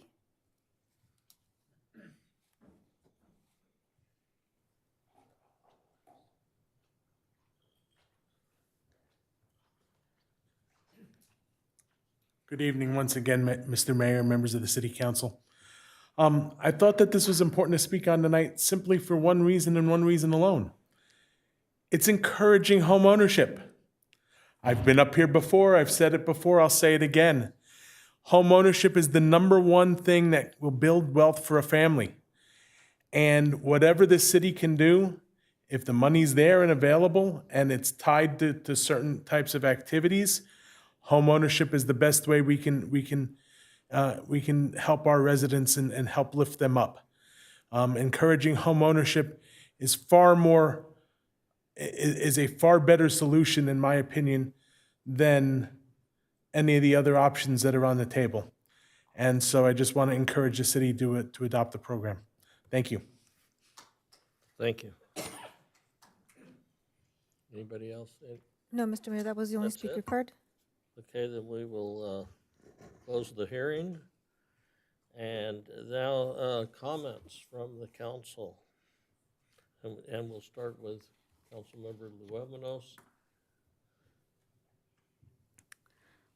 I have to say, my comments are, I really wanted to see this. This is called the Rental Assistance Program. I really wanted to see this money used for rental assistance. In order to afford a house that costs $750,000 with a down payment of $150,000, you need to earn at least $111,000 per year before tax. That would leave you with a mortgage payment of $2,600, and that's if you have excellent or near perfect credit, which not everyone has. So I do agree that with Mr. Pachowski, homeownership is a way to build wealth. However, we have a generation that not everyone wants to own a home, and not everyone wants the responsibility. It is a huge cost to own a home, to have to upkeep it, to fix the roof, to take care of all the maintenance. We do have a lot of workers that don't make $111,000 per year before tax, that don't have perfect credit. But I do recognize that there are some people that would like to purchase this. I did mention this to actually a couple coworkers of mine who were very excited about this, and they said this might be our opportunity finally to own a home. I do like that this gives preference to people that have a lower AMI, 60%. Thank you for clarifying that even if you make below 60% AMI, that you could still apply for this program, and I would like to make sure that that is placed on our website so that people know that even if they make below that, as long as they can make the mortgage payments and qualify, that they can still apply for this program. And I think this places a very small dent in our housing issues, but I do believe that we still need to offer the rental assistance program for those who are renters, who prefer to be renters, and also for those who need the assistance right now, because we are having housing shortages across the city, across the state. So to that end, I am in favor of this money being used for those who I know would like to be homeowners, who otherwise would not have that opportunity. And please let me know when the timeline arises so that I can make sure I post it on my social media and let people know, be apprised of this opportunity. Thank you, Mayor. Thank you. Any others? Dee Dee.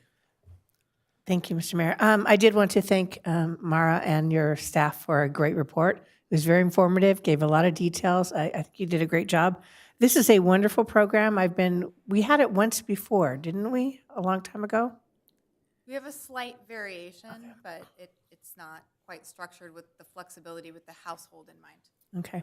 I really like that. I saw how we include the different variances in the AMIs and in the incomes and the number of people in the home.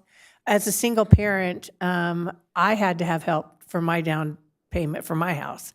And like Mr. Pachowski said, it's my biggest moneymaker right now is my home. Living there 20 years and paying the mortgage and having the interest write-off, all that type of stuff has been very beneficial. So even a single person, this would be a very, very beneficial thing to get into. Hopefully it will help as many families in town as that we can get to apply for it. So thank you. I just wanted to say to Mara and her staff also, thank you for that report. It was a great report. You presented it so effortlessly. That was a great job. And I want to say, I agree with Joe, Mr. Pachowski. I agree with the homeownership comments completely. Thank you. Mayor Pro Tem Litster. Why, thank you, Mayor. This truly is an investment in our community, and I appreciate the time and effort that you've gone through to articulate all the details and make this so viable and meet what the state is requiring.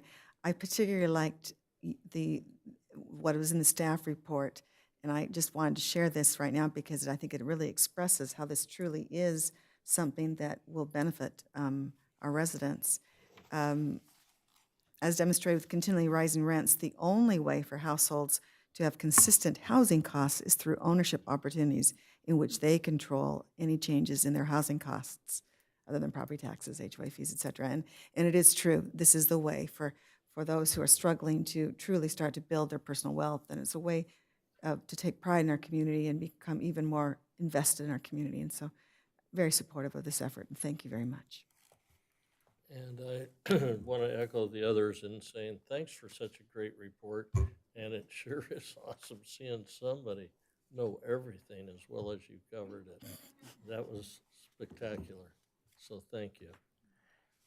May I make a motion, Mr. Mayor? Yes, ma'am.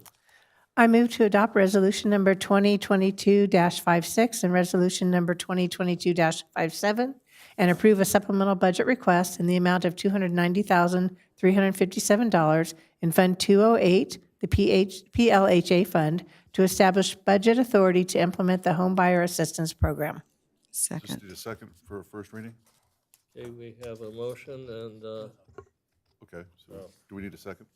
Okay, Emily got it. Seconded. okay, we have a Yes. motion, a second, and a roll call vote? Councilmember Lebanos? Councilmember Kavanaugh? Yes. Councilmember Judge? Yes. Mayor Pro Tem Litster? Yes. Mayor Mashburn? Yes. The motion passes unanimously. Okay, 5-minute recess.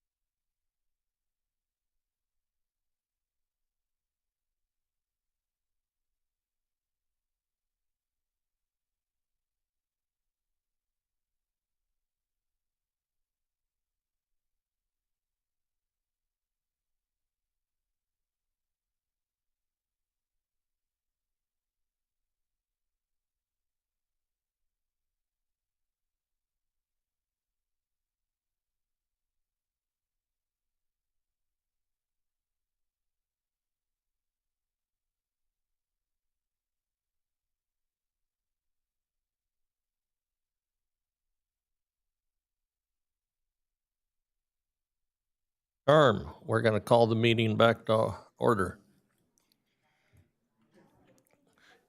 Next item, number 7. Consent.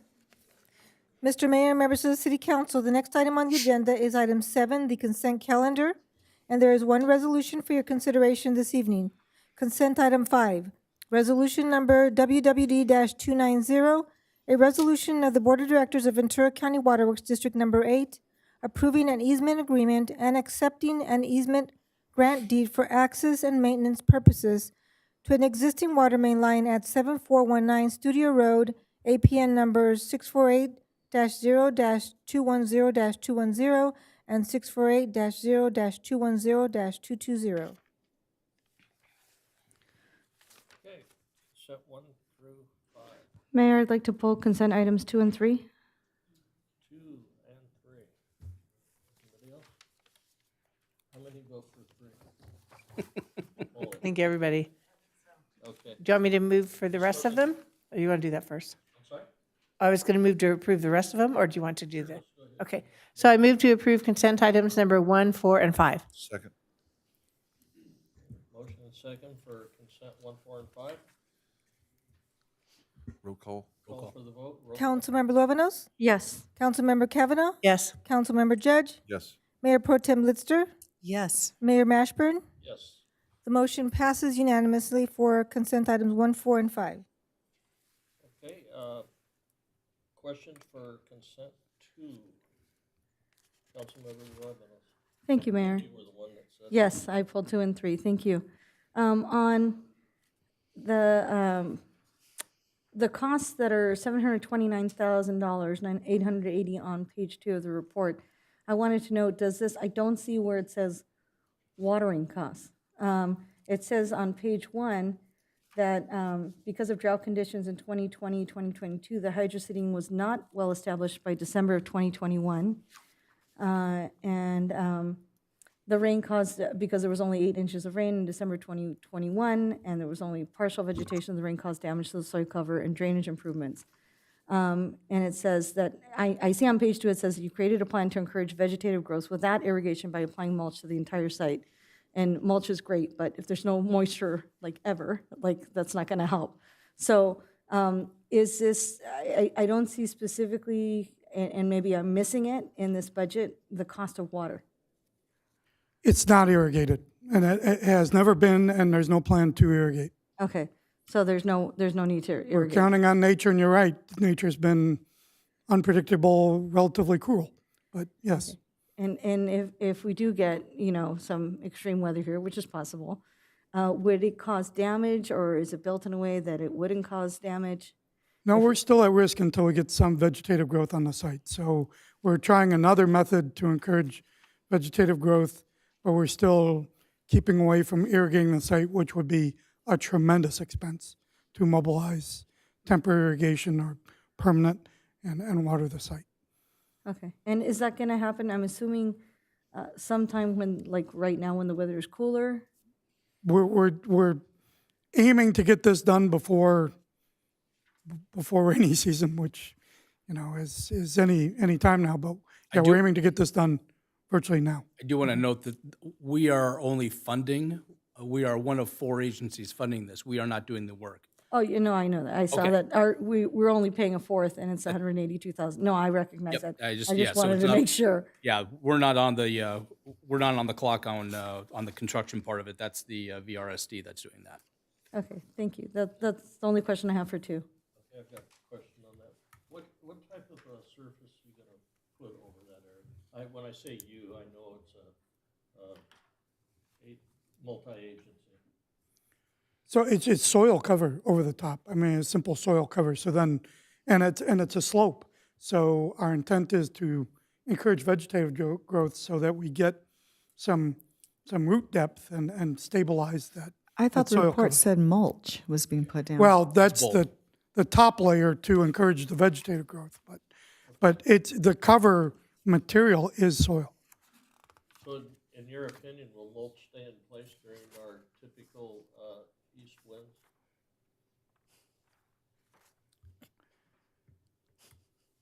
Let me rephrase it. I can tell you, I stumped you. That makes me excited. The question is, do you have input with the other agencies, the controlling agency? Yes. To voice that mulch will probably end up somewhere west of that location? I will voice that. And because there are some citizens up there, not many, but that have voiced that concern. And one of those citizens seems pretty knowledgeable on slopes and coverings. So if you could voice that. I will. That might be worth looking into, and maybe they have an answer already. So. Okay. Yeah, I will ask that question. Okay, thank you. Okay, let's go ahead and vote for 2. I so move. I second. Okay, roll call. Councilmember Lovenos, Yes. Councilmember Kavanaugh, Yes. Councilmember Judge, Yes. Mayor Pro Tem Lister, Yes. Mayor Mashburn. Yes. The motion passes unanimously for item 2. So let me do a preamble for 3 while Ron and Mr. Sandoval come on down. So over the last, I do want to note, over the last 2 years, we've seen a number of claims from portions of the trees falling in this area. I want to introduce Michael Sandoval, who is with our staff and is also a certified arborist. And Michael reminded me that about a year and a half ago, we had a tree fall on a house on Cadiz. After we started seeing these claims coming in, we knew that we had a problem out there, and I talked to Ron, and we went out and had an arborist take a look at these, the trees. Mr. Sandoval also looked at the trees prior to and recognized that there was a concern that we had regarding the health of the trees. With that, we reached back to our contractor, who, through our contract for tree services, also provides arborist services, and we had them study the trees to find out what the health of them was. As a result of the study, as you can see attached in staff's report, the trees are coming back as unhealthy and hazardous. The question regarding did we bid this the work for the removal of the trees, the answer is yes, because the contract we have with Stay Green was a bid contract. We're just extending an existing contract that we have for them to remove trees. It is our estimate that if we were to go out and do a separate bid, that bid would come in significantly higher because Stay Green has already competed in the bid process, and we believe that we got a very low bid from them to do this work. So if you have any questions, Mr. Sandoval, Mr. Fujiwaki, and I are here to answer any questions that you may have. Brian, if I can, I just want to add that a lot of those the report that we obtained also indicates that the trees in particular are prone to tree failure.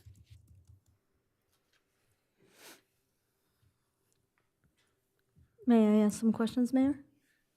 We ready for questions?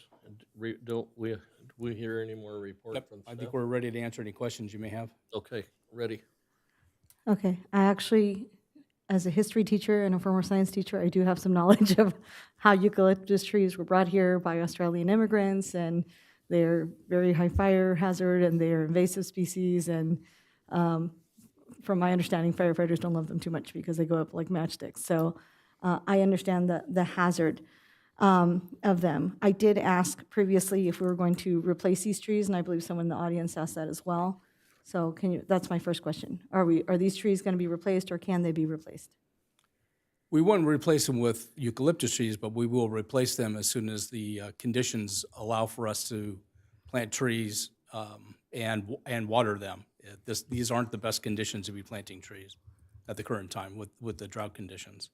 I wouldn't want them to be replaced with another invasive species.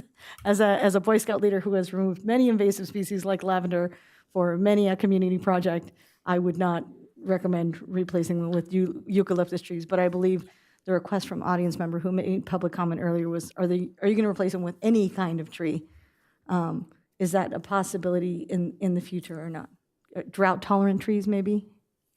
I think the replacement planting can be anything that we choose at the time. Yes, there'll be some trees probably, but lower trees, not tall trees.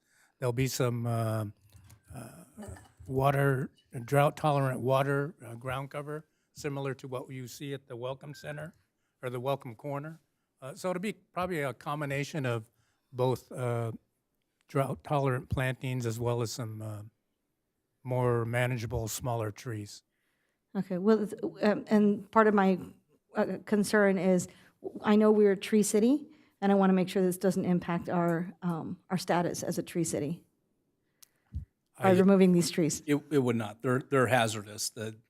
They recognize, the organization that we're part of on the Tree City recognizes that you have to remove hazardous trees.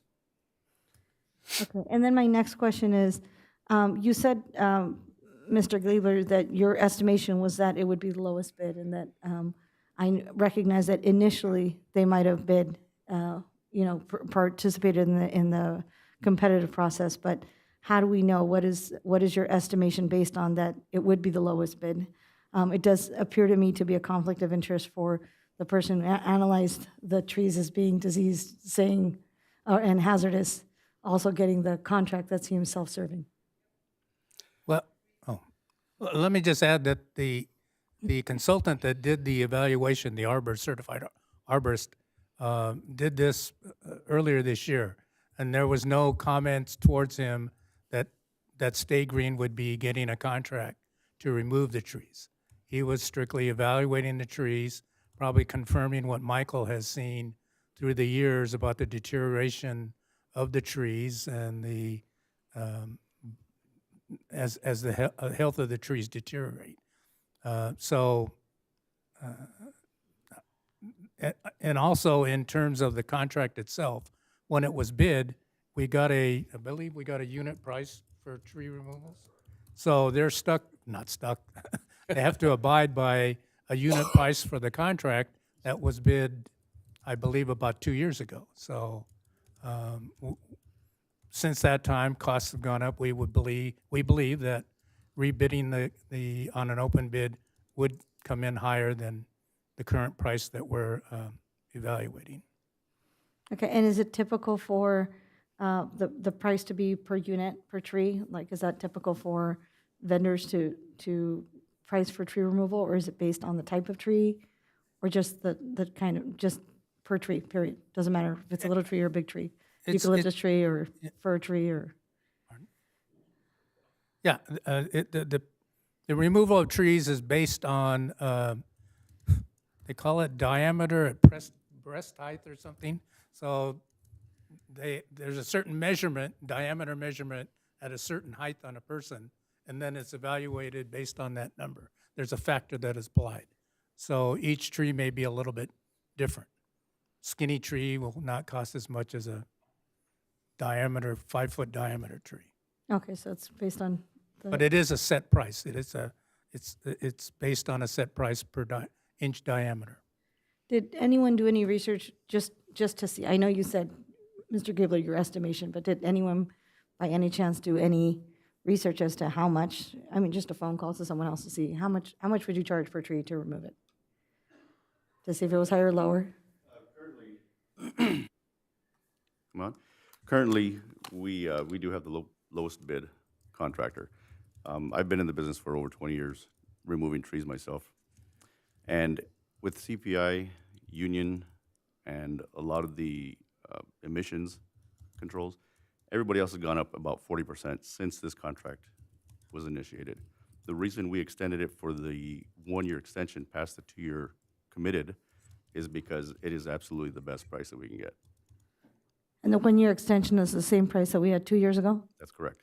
Okay, I just wanted to clarify that. Thank you.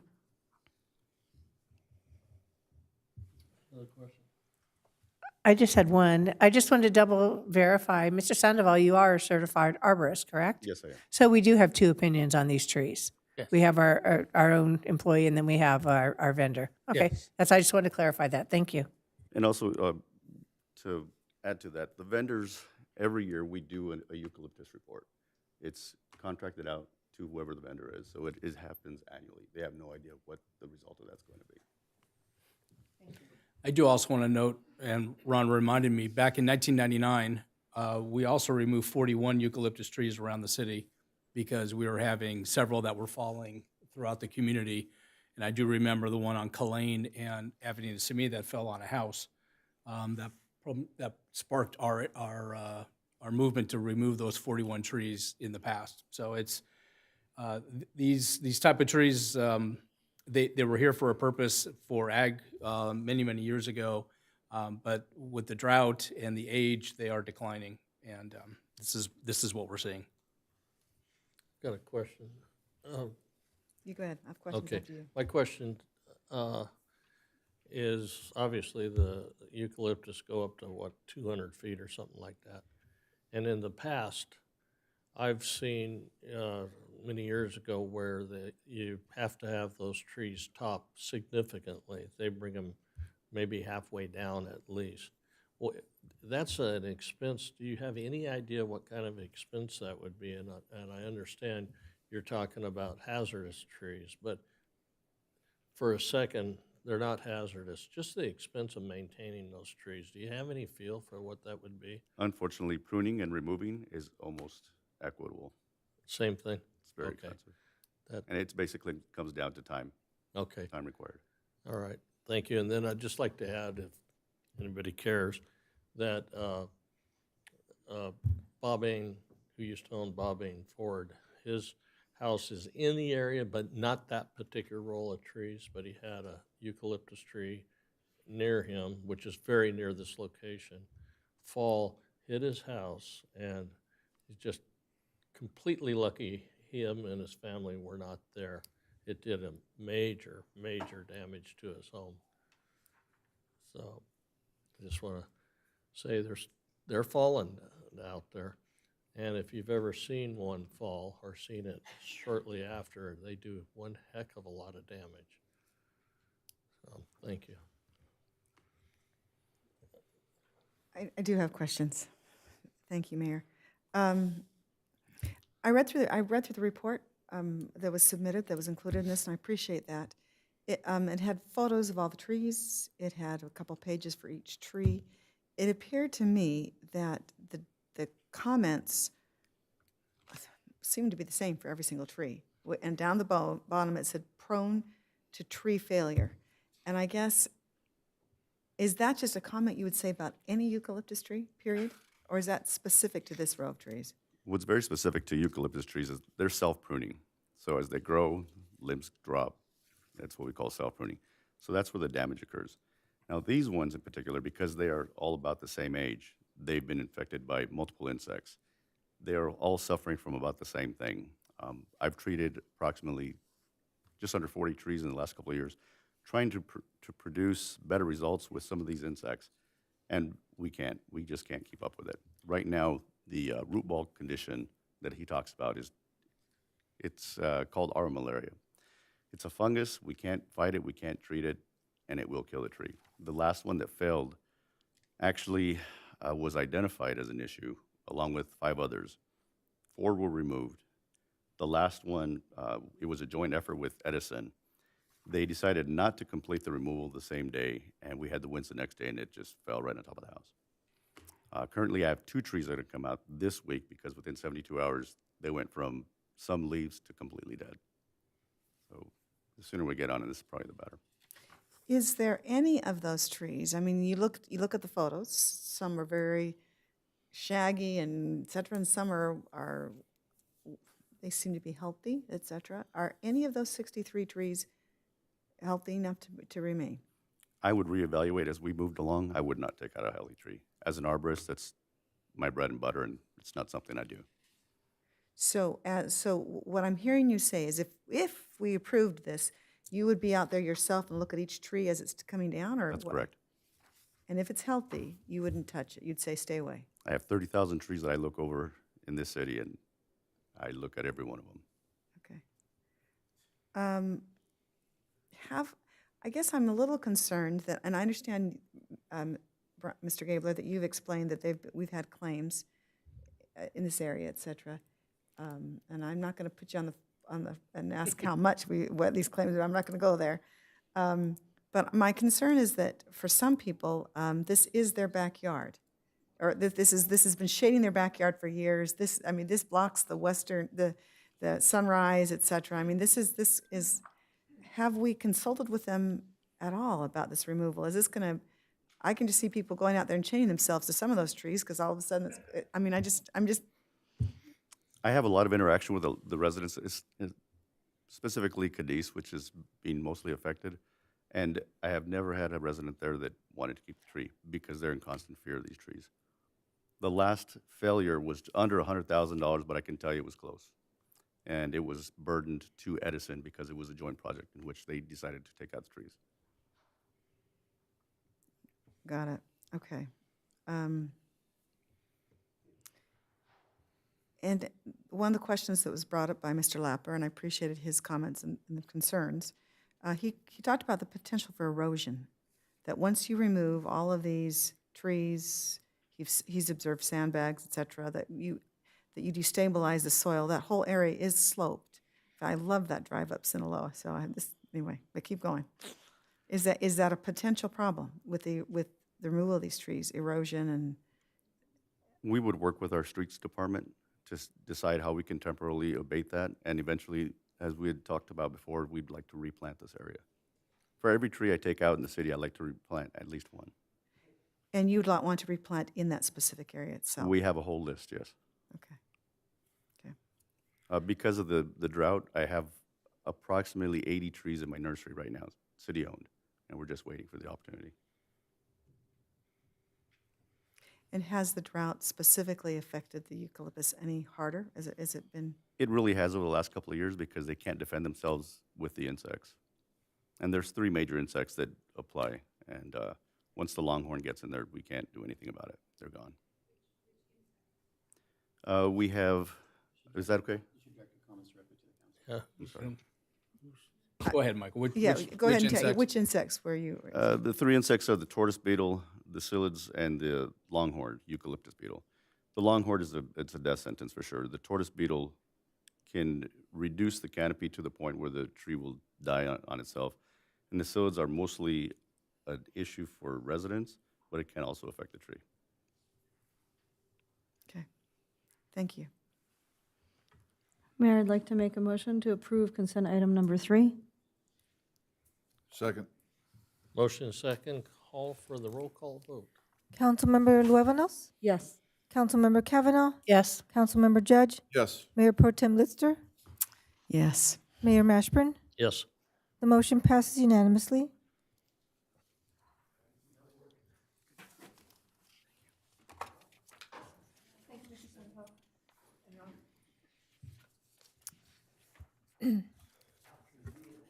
Mr. Mayor, members of the City Council, the next item on the agenda is item 8A, second reading of ordinance number 1344, amending section 6-3.16 of the Simi Valley Municipal Code, increasing the franchise fee for waste discards collection. The reading of the ordinance is as follows. Ordinance number 1344, an ordinance of the City Council of the City of Simi Valley, amending section 6-3.16 of the Simi Valley Municipal Code, increasing the franchise fee for waste discards collection.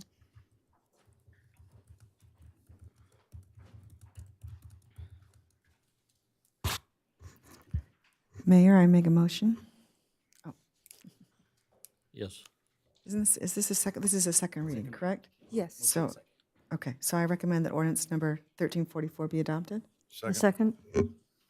Motion and second, call for a roll call vote. Councilmember Luevanos, Yes. Councilmember Kavanaugh, Yes. Councilmember Judge, Yes. Mayor Pro Tem Litster, Yes. and Mayor Mashburn. Yes. The motion passes unanimously.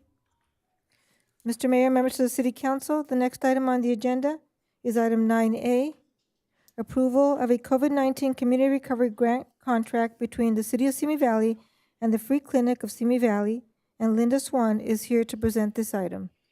Good evening, Mayor Mashburn and City Council. Management Analyst Heidi Denaro will present this evening. Good evening, Mayor Mashburn, members of the City Council. This evening for your consideration is the city's proposed contract with the Free Clinic of Simi Valley as part of the COVID-19 Community Recovery Grant Program. As you know, under the American Rescue Plan Act, ARPA, $15,325,294 were allocated to the city of Simi Valley On May 9th, 2022, City Council approved the distribution of these funds to various projects in compliance with the ARPA final rule, which included a funding allocation to the Free Clinic of Simi Valley. $10 million of the ARPA funds were previously claimed as a standard deduction, and on August 22nd, 2022, City Council approved the claiming of an additional $3.7 million of the remaining balance as revenue loss, which is transferred to general fund and are then expended as general fund monies and not ARPA funds. As a result, staff determined that distribution of these funds could be achieved through the creation of a COVID-19 Community Recovery Grant Program agreement. The Free Clinic of Simi Valley's request for financial assistance through the COVID-19 Community Recovery Grant Program addresses a variety of critical needs either resulting from or exacerbated by the COVID-19 pandemic. Total funding for the Free Clinic under the program will be $105,795 and will be distributed over the next year per the attached funding budget proposal. Under the program's subcategory of mental health services, case management will be provided for clients dealing with behavioral issues, trauma, and undue stress caused by the continuing impacts of the COVID-19 pandemic. Funds will be used to create an open-air counseling space for adults and an outdoor natural play therapy area for therapists working with children, which will be surrounded by a new exterior cement block wall to ensure privacy and confidentiality. The slide I have up there for the duration of my comments this evening. Here's a rendering of the proposal once the area is completed. Staff will return to City Council in 2023 to report on their progress and any corresponding needs at the time, if applicable. Staff requests that the City Council approve the COVID-19 Community Recovery Grant contract between the City of Simi Valley and the Free Clinic of Simi Valley for a not-to-exceed amount of $105,795 and authorize the city manager to execute the contract. This concludes staff's presentation. We are available for any questions, as is Vince Dulcich, the Free Clinic's board president, who is here in council chamber. Any questions? I have a couple of questions, Mayor, if I may. Okay. Is someone going to come down or no? I don't know who to direct my questions to. Good evening. Good evening. Thank you for coming tonight. First of all, I want to thank you for making the space, as you saw our youth council put on their list of priorities, goals, again, to deal with mental health issues. And as a teacher of over 23 years, I can tell you it is now needed more than ever. I do have a couple of concerns, however. And I remember when Free Clinic first showed us this space, and I went, and then they said, this is going to be the outdoor, therapy space for kids. And I was so excited. I'm like, yes, we need this so badly. So to see it now, to know that we have funding for it is just inspiring. And I didn't think I would see the day, so I'm really excited for this. But I do have some concerns. I did see that it said that this is the dual purpose space will allow, this is on page 3 of the report, for the Free Clinic to see patients in person rather than via telehealth online therapy. So for those who can't come in person, does that mean that they won't no longer have online therapy available for them? No, we have online therapy available. It was successful during the isolation period, but most counselors and clients prefer to come to the facility. Okay, but if someone But- prefers to do it but online, they can online still is do still it. available. Okay, wonderful. That was one of my questions. And then my other question was, well, I have two more questions. In the renderings, and I don't know if these are renderings of the actual trees or not, and I don't know if these are trees that you're gonna put, but I see Italian spruces, and you're not the only one that I asked this question of, but Italian spruces tend to attract rats and squirrels, which we already have an issue with. So is that the actual type of tree that you're gonna have there, the tall trees, or is it gonna be a different kind of barrier tree? The original design called out Italian spruces. There's been some discussion about whether or not that's the right selection, and we have not made a firm decision on what tree will create that barrier. Okay, because I would hate as if for children to be back there in therapy and then they see rats coming out of the Right, trees, right. that would really freak them out. I don't think that would be therapeutic. So I would ask that you consider, I've been consistent in the 4 years I've been up here and asking all developers, do not use Italian spruces specifically for that reason, because we already have an issue with rats in the city. So would you consider not using Italian spruces? We would consider it, yes. I'm not an expert on trees, and the trees that you see in the upper right-hand picture are the spruces, and they create the barrier between the back of our facility and the neighbors immediately behind us. And we need that barrier. Whether or not we've selected the right tree, I don't know, but I can guarantee you that we'll go back and study it. Okay, I would appreciate that. And just so you know, I work at a school with the farm, and we have several organic gardens on campus, and they do help with we have highly underserved, traumatized students who come to us, and we have bougainvillea, and there's a lot of other wall coverings and things that you can use as barriers that would not attract vermin like rats, and so that's the consideration I would ask for. Okay. And then the other thing is, I see this beautiful bench, but then I see it facing a wall. Would you consider, and we have several amazing, talented artists here in the city of Simi Valley, allowing someone to paint a mural there that might be welcoming. That's one of the things that we have at our Absolutely, school. yes. Wonderful. And Yes. and I think there's lots of grant money out there, and there's lots of opportunities. And I'd love to work with you on getting a mural there that I think would make the kids feel more at home. We've painted 4 murals at my school. I'm actually the art teacher at my school, and the kids love it. So that was my Yeah. other request. Right. I will mention that the design that you see was done by a local Simi Valley company. So that's it. Like I said, I look forward to seeing this. I just wanted for you to consider not using Italian spruces and maybe having a mural there for the kids to see, because they do really enjoy seeing the artwork there. I've got it, 2 things, trees, spruce trees, and a mural. Yeah, no spruce trees, and a mural, yeah. And that's it, and thank you for building this amazing space, which is so needed in our community. I can't tell you how, again, it was several years ago when I went to the free clinic, when you first talked about expanding it and having it be an umbrella for all these organizations, and now, and then the children's therapy space, which for me as a teacher and as a mother, is so needed in this community, and I really thank you so much for this. We're happy with what we have. Thank you. And if there's no other questions, I'd like to make the motion, Mayor. Is there any questions? I was just going to comment that having seen the area prior to this, that the art renderings are wonderful. I think they'll be very beneficial. I know you already have the indoor sites, but having this out there and utilizing that space this well, I think it's very worthwhile. So thank you guys for doing that. Could I make one more comment? Sure. Normally, you would see Fred Bauermeister here. Fred is in Indianapolis at a symposium for the National Association of Free and Charitable Clinics, Oh, wow. an organization that he's been involved with for many years. And his connection to that organization has helped our clinic. And I just got a text from him, and he's on his computer watching us. Hi, Fred. Hi, Fred. A mural and no spruce trees. Okay, Fred. Thank you so much. Actually, Vince, oh, well. Like, one One more question. question? One more question. You can't get away that easy. Or should we ask Fred?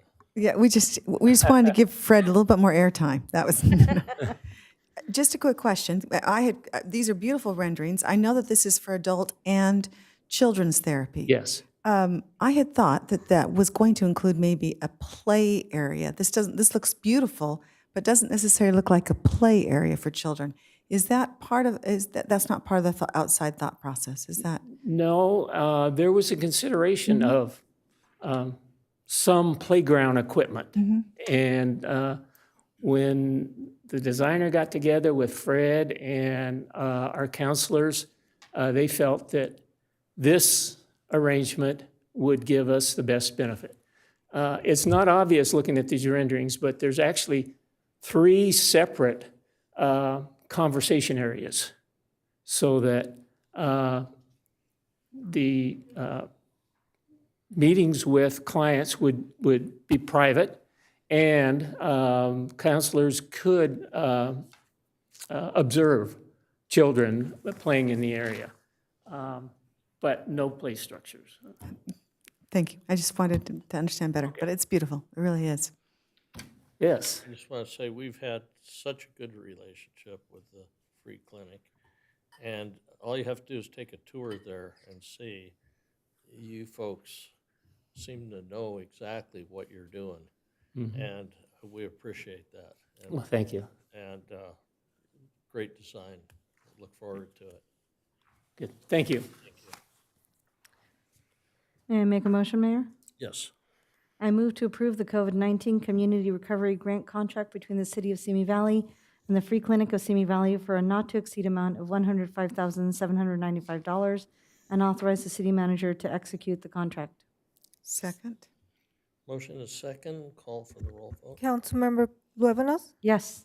Councilmember Kavanaugh, Yes. Councilmember Judge, Yes. Mayor Pro Tem Litster, Yes. Mayor Mashburn. Yes. The motion passes unanimously. Mr. Mayor, members of the City Council, next on the agenda is item 9B, approval of a COVID-19 Community Recovery Grant Contract between City of Simi Valley and Seaway International, and Linda Swan is presenting this item as well. Good evening, Management Analyst Heidi DiNardo is going to present. Good evening again. This evening for your consideration is the city's proposed contract with Sewa International, Inc., referred to as Sewa throughout report, as part of the COVID-19 Community Recovery Grant Program. As you know, under the American Rescue Plan Act, ARPA, $15,325,294 were allocated to the city of Simi Valley. With the standard deduction of $10 million in revenue lost for ARPA funds and the subsequent $3.7 million claimed in August 2022, staff determined that distribution of these funds to the various council-approved projects could be achieved through the creation of a COVID-19 Community Recovery Program agreement.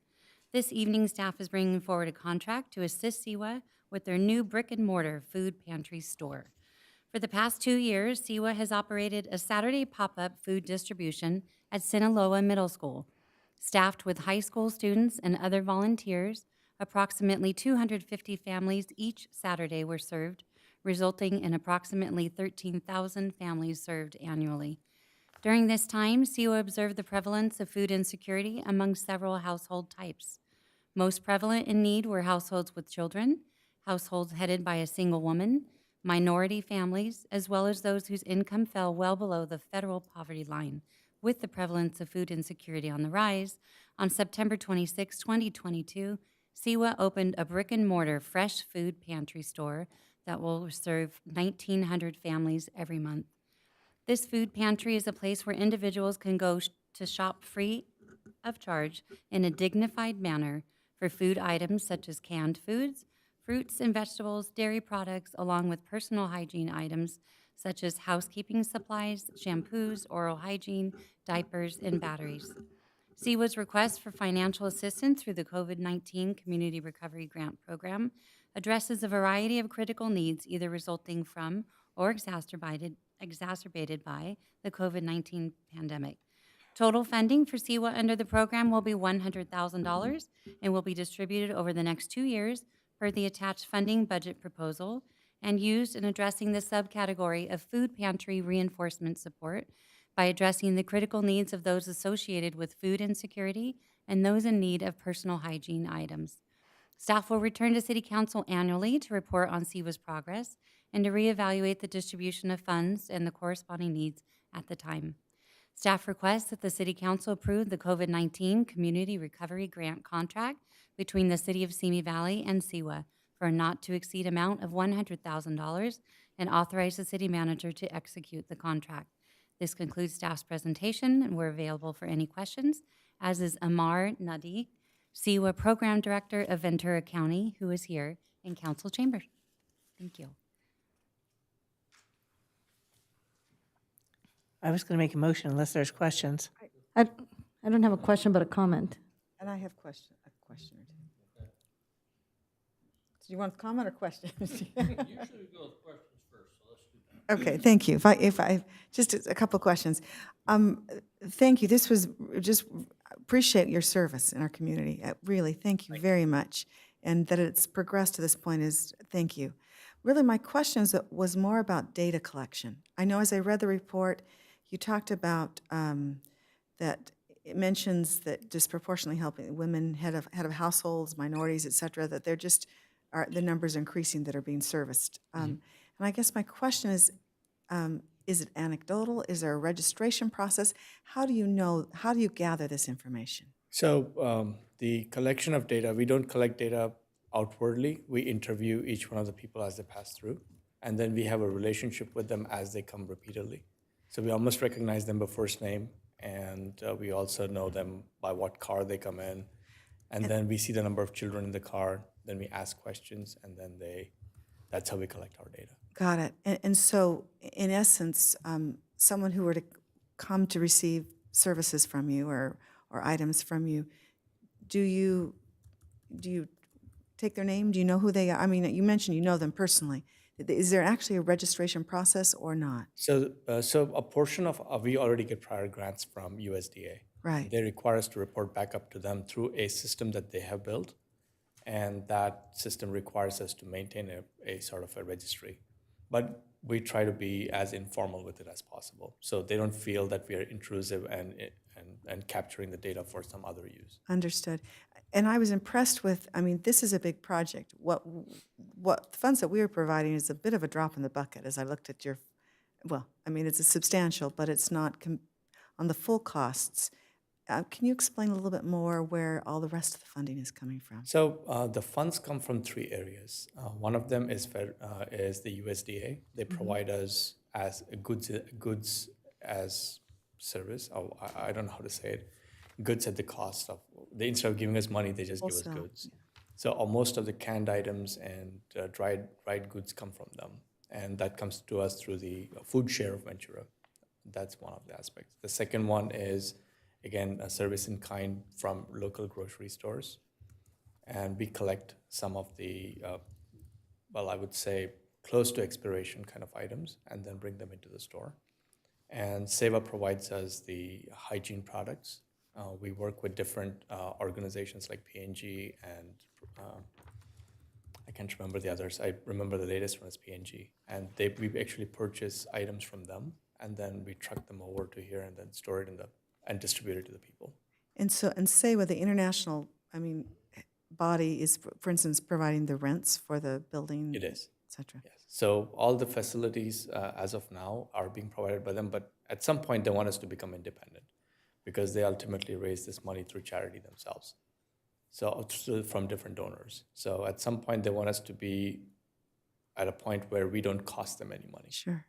So this is definitely helpful to us. So this actually gives us a purpose to continue because the city is supporting us and gives Seva the opportunity to look at this as an investment. Usually, if I were to give you some history about Seva, they only work as disaster aid organizations. That is when there's a storm or there's an earthquake or something of that sort. That's when they step in and they work for 2, 3, 4 weeks. The volunteers go in, do some work, and then they step away. This is the first time they're going against their grain. They've changed their mission statement to be more of a persistent, want to maintain a persistent presence in a community. So they actually sort of can associate with more family kind of services. And I'm envious of how the free clinic has progressed so far in so many years. It's taken many years, just so you know. You're just getting going. I hate to break it to you. And I only have a bunch of high school kids to work with. So unfortunately, they're not here. It's a school night, but if it was a Saturday, you guys should definitely come. It's like a beehive. We think it's great that's your working people. That's great. Well, very good. Okay, thank you. And Seva stands for? Does not. It means service in Sanskrit. Got it. Okay, that's beautiful. Thank you so much. I just had a comment, Mayor. Mayor? I have worked with the unhoused for over 25 years of my life, over 30 years of my life, really. And I want to thank you for filling such a desperate need in this community. For all the high school volunteers who go and help, and I have been hearing about this pop-up food pantry forever. I really want to thank you for heading this initiative.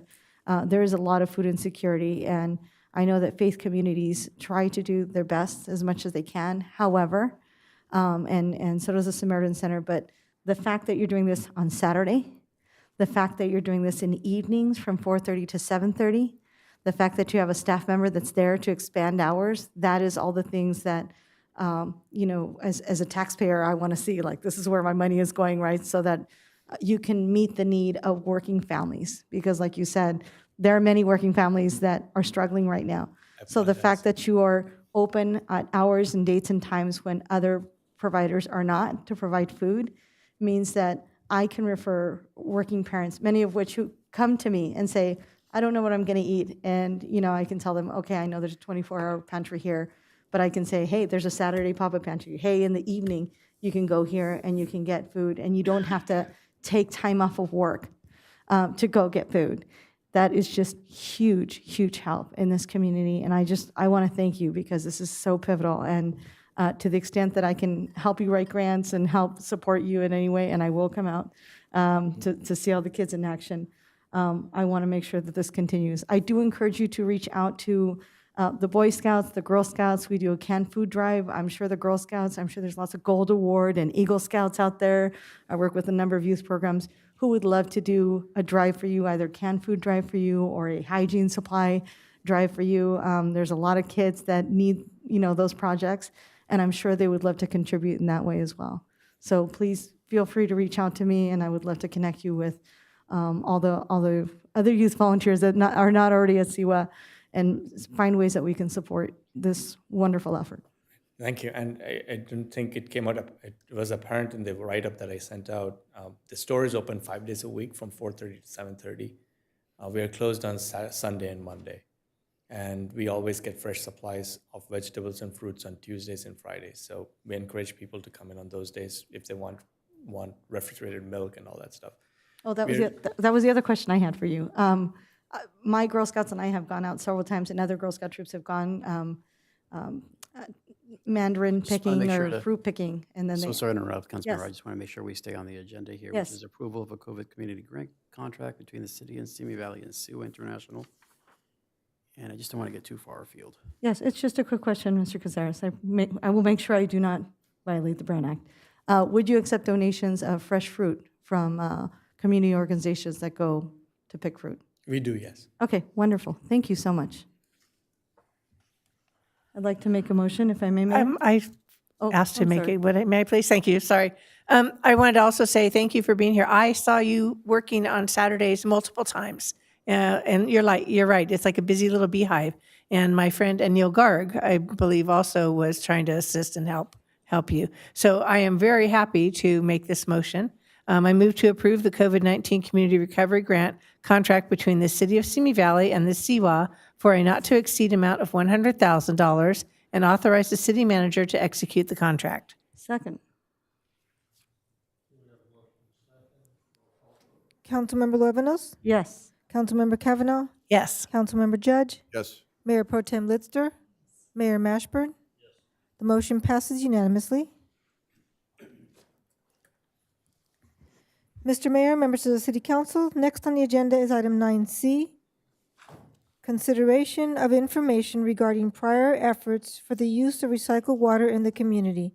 And Joe Deacon is here to present this item. Good evening, Mayor and members of the City Council. From 2008 through 2017, staff pursued the implementation of a recycled water system. The program included the proposed implementation of the West Simi Valley Water Recycling Project, or for short, project, serving the west end of the city, discussions with an agricultural company to provide recycled water to a potential large avocado grove adjacent to the landfill, and discussions with downstream parties interested in ensuring that effluent flow from the water quality control plant continued to replenish groundwater basins at the western, to the west of the city. The City Council Board of Directors also made a proposal to purchase the Cayugas-owned assets from them, but that offer was not accepted. Progress on the city's recycled water program stalled due to the lack of securing high-volume recycled water customers and financial viability. in 2017, the active pursuit of a recycled water program was suspended.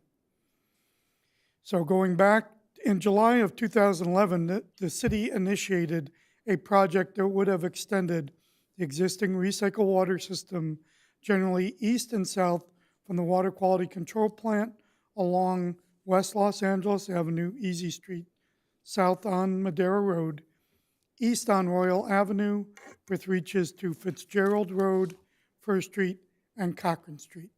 And we're about to show you a map. And there's the map. So potential customers along these corridors included golf courses, the Simi Valley Town Center, Caltrans, and a number of parks, schools, and cemeteries. Staff held several meetings and discussions with executives from American Golf Company, or American Golf, the owner and operator of the Wood Ranch and Sunset Hills Country Clubs. We also talked with the Simi Valley Unified School District and the Rancho Simi Recreation and Park District. All these major water users expressed concerns about the initial capital costs to convert their irrigation systems for recycled water and for the water quality in recycled water, and could not commit to using the recycled water that would be provided to them. Without commitments from all these large water users, it was not financially prudent to move forward with the large capital cost construction of the project. During this ongoing drought that's happening right now and water shortage emergency, inquiries have been made regarding public access to the water quality controls plant, recycled water system for filling personal containers for use on residential and commercial properties here in Simi Valley. The city's water quality control plant does not have the infrastructure for dispensing recycled water into containers, as the delivery system is currently owned by the Calleguas Municipal Water District and does not facilitate this option. While it could be designed and construction, there would be considerable challenges and expense to make a publicly available filling station operational. In addition, once the filling station is operating, permits would need to be secured from the state to operate it. Additionally, the State Water Resources Control Board regulates the use of recycled water by commercial and residential users. These users, prior to taking any recycled water, would need to be trained in the use and transportation of recycled water. For example, users would need to be trained on proper hygiene practices and potential health risks associated with contact or ingestion of recycled water. Recycled water cannot be used for direct human consumption or for processing of food or drink, and cannot be used for domestic or animal water supply. Further, there are regulations on the type and labeling of containers used to hold recycled water. The containers cannot be cross-contaminated with potable water containers. The training would require additional staff resources as well as full-time monitoring of the recycled water filling station. On a different topic, there is a growing trend in recycled water projects to return recycled water to the potable or drinking water supply. This type of use is termed potable reuse, and the concept involves fully treating wastewater to remove harmful organics and concentrated minerals to restore it to potable water quality and blend it into a potable water supply and distribution system. 2 agencies nearby are developing such projects: the City of Ventura and the joint venture of Triunfo Sanitation District and Las Virgenes Municipal Water District. For Simi Valley customers, the concept of potable reuse is a practical means for reusing our effluent water within the community. Local water storage resources, including the Simi Valley Basin and Calleguas' Lake Bard, could be ideally situated to make a potable reuse system feasible and practical locally. The feasibility would need to be analyzed more specifically, and a thorough review of benefits and costs, along with consideration of potential impediments, would need to be evaluated. Staff offers alternatives for the council or board's consideration, including restarting the West Simi Valley Water Recycling Project by exploring opportunities for grants and/or loans to fund it, and for staff to further develop a project to facilitate individual access to recycle water supplies at a city filling station. But those alternatives are for your discussion. We are available to answer any questions you may have. Okay. That was his report on what has taken place. And I'd like to caution, we're not here to build a new system or tell him how to do that. We're here to look at the report, look at what has been done, and maybe questions that relate to what has happened in the past. Question? I do have questions, if that's right. Thank you, Mayor. Is there, I'm trying to understand the quantity involved. For instance, one of the first things that you discussed in your, thank you for your thorough report. Basically, you've given us a potpourri of choices to be done with our recycled water. But the question, as far as the initial investigation of going to local golf courses, et cetera, and the pumping station, et cetera, and I understand all the reasons why that didn't go through at the time. But my question is there enough water produced that could theoretically produce, water and pump at that, and also satisfy the downstream entities that want a guarantee, contractual guarantee that we'll be refilling their groundwater supply, et cetera? Because you've mentioned those two very different directions of water. Is there enough water produced to satisfy both? Yes. The brief answer is yes. It gets complicated. And one of our staff reports, I was trying to thumb through and figure out which one it was, really delves into the quantity issue. But just kind of breaking it down, and this is very rough, breaking it down simply, we're entitled to use about 4,600 acre feet for recycled water.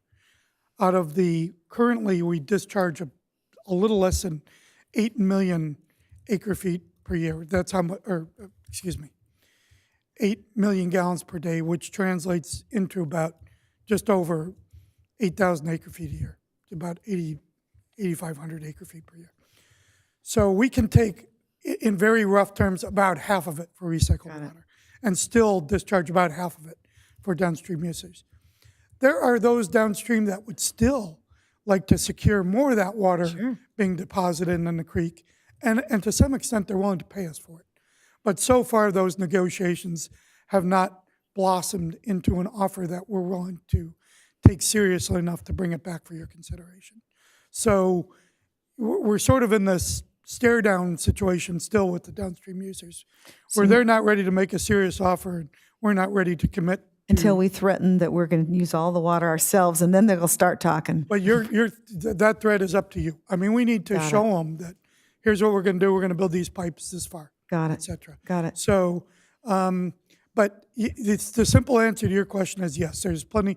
For the master planned recycle water that was done back in 2008, that showed that we would citywide have a demand for recycled water of less than 3,000 acre feet per year. Got it. So that's still less than what we're entitled to use just as recycled water.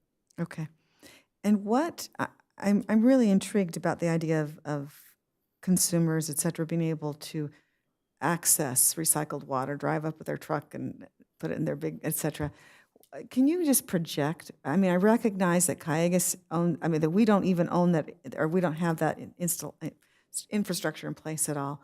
Can you just kind of ballpark what that would take cost-wise to build something of that nature there on site?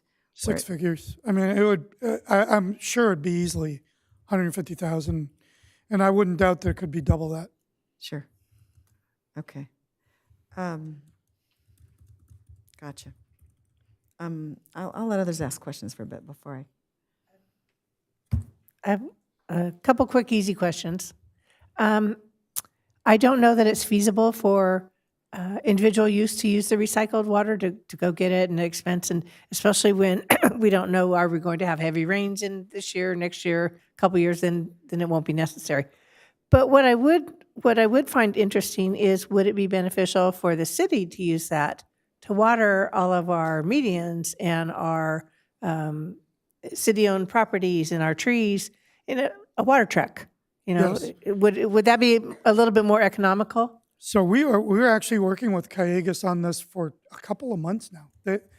We talked to their staff early in the emergency and talked about the ability to do just that. And Callegas wanted to expand that to other communities that are also impacted by this. So we said we'd play along if they would help us with the permitting. And we still don't have a full answer. We believe they've achieved the permits that are necessary, but they were looking into also getting the vehicles to fill and looking at our fill locations, and we haven't come to a conclusion on that yet. Okay. To me, that would be beneficial ongoing, you know, Right. and we would cut down on water costs for the city itself too. And I know there, you know, farms do that, right? They fill up their water trucks. Oh, and the water trucks that do all the developments, you know, they have them out. So I just thought that might be a little bit easier to attain, and obviously you're already working on it. And So arguably more volume. I mean, you know, a few Right. of those trucks is probably more than we deliver all summer to. Exactly. So we need to go visit Callegas. All right. Thank you, Joe. Mayor, if I may. Yes. There has been many residents that have come up and said, why don't we, and I see the cost in 2011, as according to the report, was $25 million. I'm assuming the cost would be much more now, so I guess that's my first question. I'm certain it would be. Yeah. Construction is up at least 50% from that period, at least. How would you compare that price to what other residents have talked about and other cities have talked about, desalination? I'm not sure how to compare that. I don't- Because some people have said, well, let's just, you know, take the seawater and we'll just desalinate. And there are environmental impacts to that, but just financially, would you or would? There's a big mountain to climb before you even talk finance on ocean desal. It's so difficult to get a project approved. That Callegas has evaluated it as a regionally beneficial project, but has not recommended it as a primary choice because, well, first of all, you can't. It has to be the choice of last regard. And secondly, it's a mountain to climb. So you would say recycled water would be preferable to desalination? I think it's easier to achieve, yes. Okay. And how much, I know you guys did the study several years ago about, you know, by approaching golf courses and Simi Valley Unified School District and the Parks and Rec. Would it be more amenable now? Would the cost of recycled water be less than non-recycled water? And would it be more appealing to them now? They haven't come knocking, so I can't, I suppose we could call them and see, but they were, it was financially, what appeared to be financially viable for them to do at the time. Their return on investment looked fairly short, but they said their funding for capital program has to have an incredibly quick return on investment. So I really can't, I mean, my terms sure looks good. Their terms, I can't speak for them. You know, As a it's hard to former see. board member, I can tell you, I'm 100% sure they still would not have the money to do the capitalization for that. They still have projects and parks they're finishing, and they're pretty much using up all the money they got from the sale of the Sycamore property for all of that. So they're not going to have the capital. Because when I was on the board, we looked at it for the golf course. I thought it would be great, but the cost was prohibitive to repipe it. And somebody mentioned, you don't have to repipe. Yes, you do. I just saw it in your report. They would need to repipe and or bring in other piping because it has to be separate. It has to be purple or taped and, you know, that type of thing. I know it's beneficial because Oak Park has recycled water in all their medians, which is very nice. But I think is that Triumpho over there? Or? Yes, yeah, recycled water. They have that there, but it would be great if it would be feasible if we could do it for a low cost. I think it'd be great, but my opinion, the park board would say no. Okay. Well, it just seems like it's much more, it's a lot easier to get bonds passed for schools and parks than for us as a city. so they would be able to, get that funding, because, people tend to give money for that, so. But I have one more question.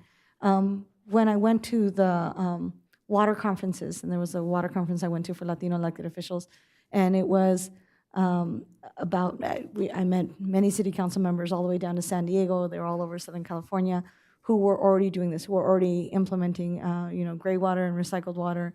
And one of the things that they implemented was a filtration of the perchlorates. And I know that's one of the concerns of residents here. If we use recycled water, will the perchlorates be filtered out, given the prevalence of cancer clusters in the area? And, thyroid issues and allergies. And so if we did do recycled water, would we follow suit with other cities? Do we treat for perchlorate now? We do not, not per se. I don't know if any of our treatment processes attack perchlorate. And we're not detecting any perchlorate going out through the effluent. We're meeting discharge standards, but I'd have to refresh myself on what those are. And So we do monitor at least for perchlorates. I'm not even sure. I don't, honestly, off the top of my head, I don't know. Okay. I mean, probably it's a known organic. It's got to be on the constituents of concern, but I'm just not conversant on it for this issue. Okay, thank you.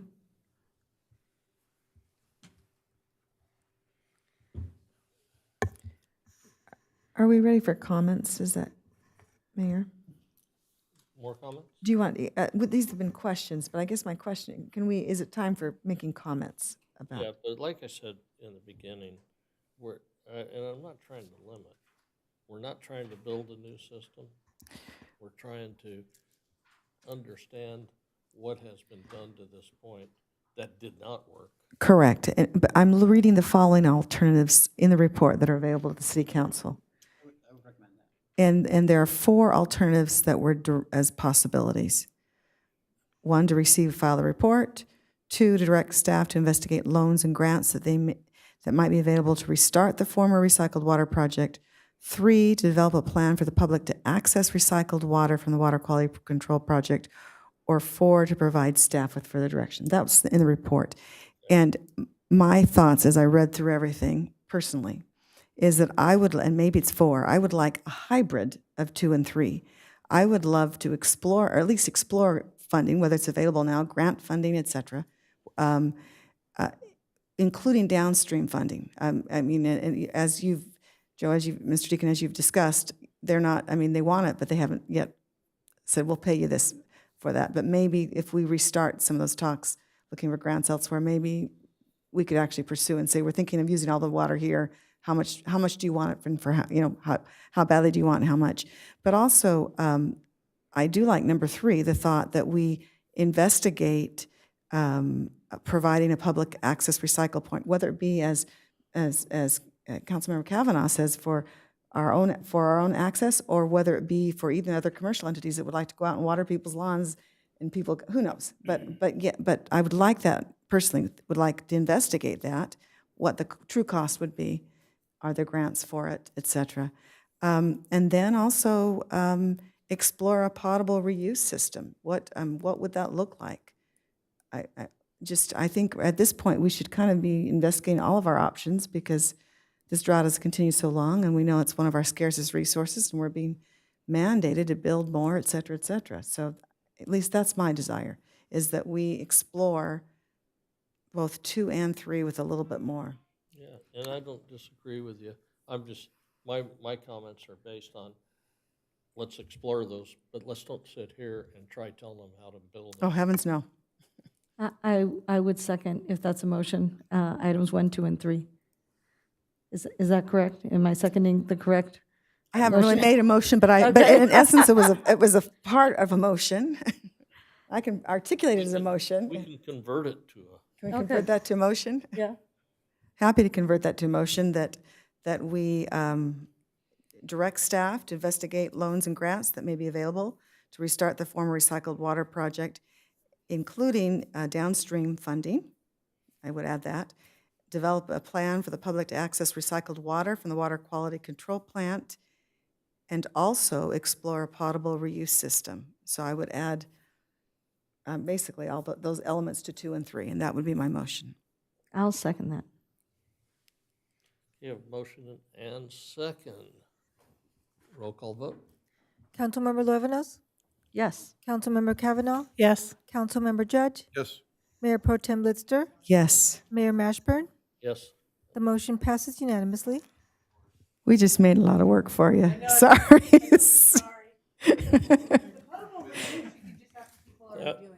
That was in your staff report, by the way.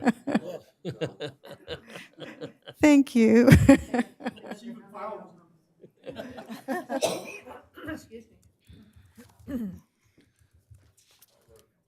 Does anybody need a break? Okay, last item. Mr. Mayor, members of the City Council, next on the agenda is item 9D, introduction of an ordinance amending Chapter 5-12 and adding Chapter 5-45 of the Simi Valley Municipal Code regarding sidewalk vendors, and adoption of a resolution setting permit and appeal fees for the sidewalk vending program. The reading of the ordinance and the resolution are as follows. Ordinance number 1345, an ordinance of the City Council of the City of Simi Valley amending Chapter 5-12 of the Simi Valley Municipal Code and adding Chapter 5-45 sidewalk vendors, and Resolution number 2022-58, a resolution of the City Council of the City of Simi Valley establishing fee structure for sidewalk vendors. And Chief Livingstone is here to present this item. Good evening, Mr. Mayor and members of the council. Staff is recommending that the City Council introduce for first reading ordinance number 1345, regulating sidewalk vending, and adopt resolution 2022-58, establishing permit fees and appeal fees for the sidewalk vending regulations. In 2018, Senate Bill SB 946 was signed into law and became effective on January 1st, 2019. It limits a city's ability to regulate sidewalk vending and prevents cities from banning such activity. City regulations that may be applicable to sidewalk vending but were adopted prior to the effective date of SB 946 and which are inconsistent with the provisions of SB 946 are unenforceable. Staff has drafted an ordinance to address sidewalk vending in compliance with SB 946, and it is recommended that the City Council introduce for first reading the proposed ordinance. So what I'm going to do is go over a couple things just to kind of help you navigate all the different things that are in the staff report and the definitions, just to kind of let you know where we were and how we got to where we are now. So obviously, street vending is something that, you know, anywhere in Southern California, you'll see it at sports venues in different communities. Here in Simi Valley, we haven't really had a large, you know, issue with it or really a large presence of it. Although it has, you know, showed up recently, we've had it, but it's not something that, you know, we experience like in other situations in other communities. But it is present.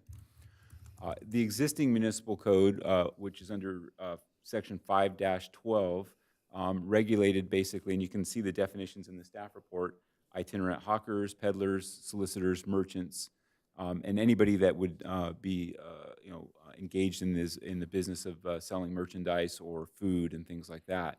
But it also banned all vending on public sidewalks and right-of-ways. So essentially, our ordinance is out of compliance with state law. And SB 946 was legislated in 2018 and again took effect here in January of 2019. What it does is it prohibits local authority, and I put that in quotes, from regulating sidewalk vendors. There are exceptions to this, but they have to comply with the provisions that are set forth in 946. So the city may, by ordinance or resolution, adopt additional requirements regulating the time, place, and manner of sidewalk vendings if the requirements are directly related, and this is specifically from the legislation, to health, safety, and welfare concerns. So the city can also prohibit sidewalk vendors in areas located within the immediate vicinity of permitted, like a permitted certified farmer's market or a swap meet. And also there are specific regulations where a city has issued a temporary permit or a special event that there are certain distances, and you'll see that laid out in the ordinance where somebody can't set up. So Chapter 5-45 is how we are getting in compliance, how we're complying with the state bill. So what this does is it ensures sidewalk vendors have city and state seller's permits.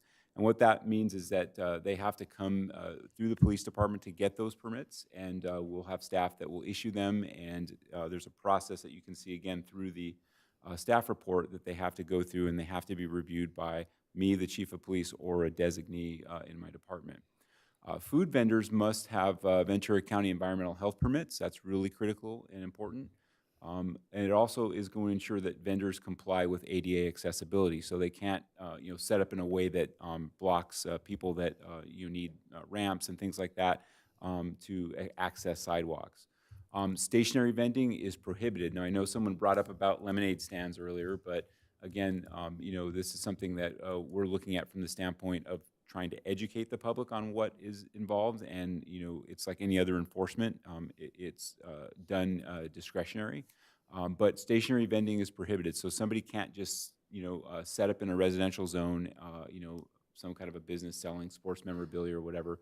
But roaming vending is with limitations. So the ice cream carts and things like that, they're fall under the category of roaming vending, and they can actually operate in residential zones. It also establishes local prohibitions and operational requirements, and some of those are what I've covered in terms of not setting up, near a swap meet or a already permitted city event at that time. There's a typo here. I said authorizes removal of cars, but it authorizes removal of carts for violation of regulations or abandonment. I don't want to get the traffic people too excited about that. We're not adding something there, but that's a PowerPoint typo on my part.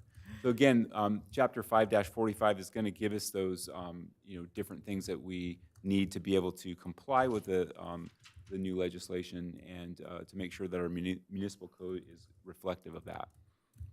So how are we going to enforce this? And this is where kind of the tricky part of this comes in is that it's non-criminal behavior. It's been deemed non-criminal behavior by the state.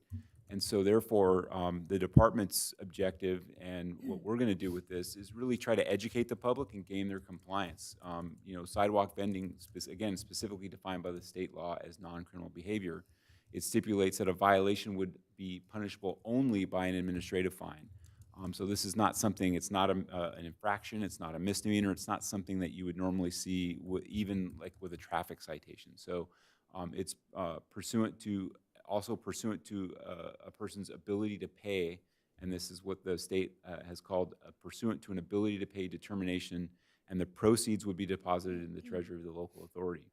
So again, it's important to emphasize violations are not criminal. SB 946 also retroactively entitled those with previous criminal convictions for violations of this nature to have them dismissed and also to have the fines taken away. Again, it specifically prohibits the criminalization of small business entrepreneurs and the challenges that those entrepreneurs face as a result of a criminal record. I'm taking this language directly from the state legislation. So at this point, as you can see from the staff report, there's a lot in the report. There's a lot of definitions. You can go through each one and look at what they are. But I'm here to answer any questions and give you what the police department's perspective and how we're going to make sure that we are in compliance with this. I have several questions, Mayor. Okay. This law was passed several years ago, and we are just now changing our municipal code. Why have we waited so long? Well, it's a staffing issue in terms of doing the research and looking at what other cities are doing.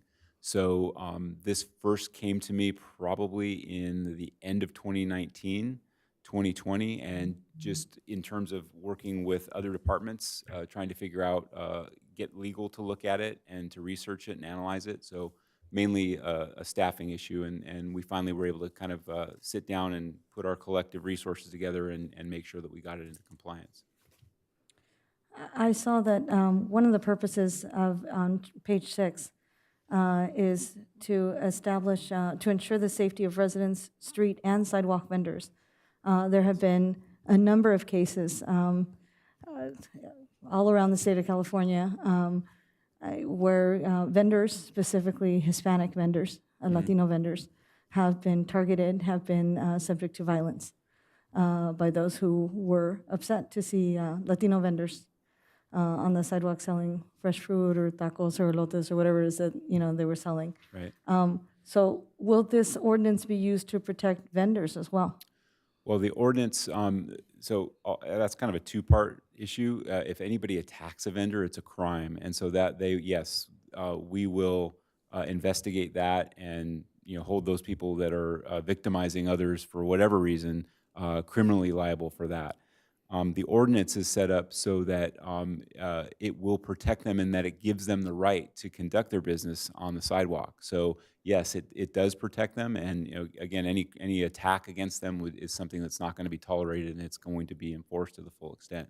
So yeah, by regulating this and by setting up guidelines to encourage people to be able to do their business legally, and that's why our enforcement posture is going to be to help them and to educate them and make sure they're getting the right permits, then that will help to keep them safe and allow them to operate.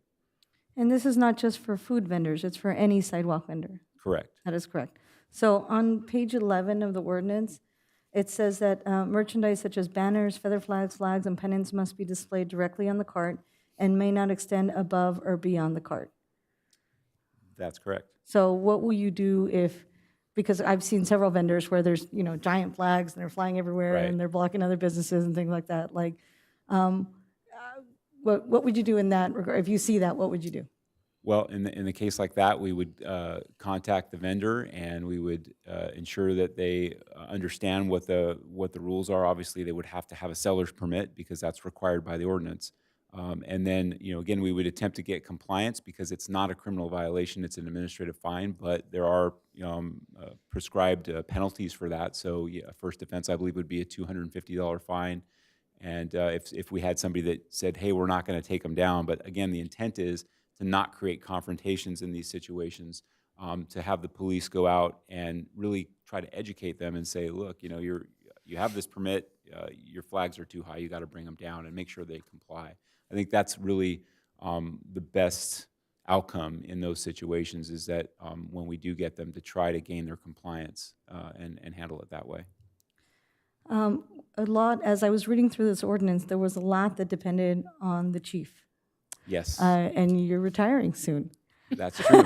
So my concern. I saw this ordinance and I thought I got to get out of here. As you can, Now I know why he's retiring. you might understand why there was some trepidation with me with this ordinance. That it kept saying the chief may limit the hours, the chief can revoke the license, the chief can, knowing that you're leaving and not knowing who our next chief will be.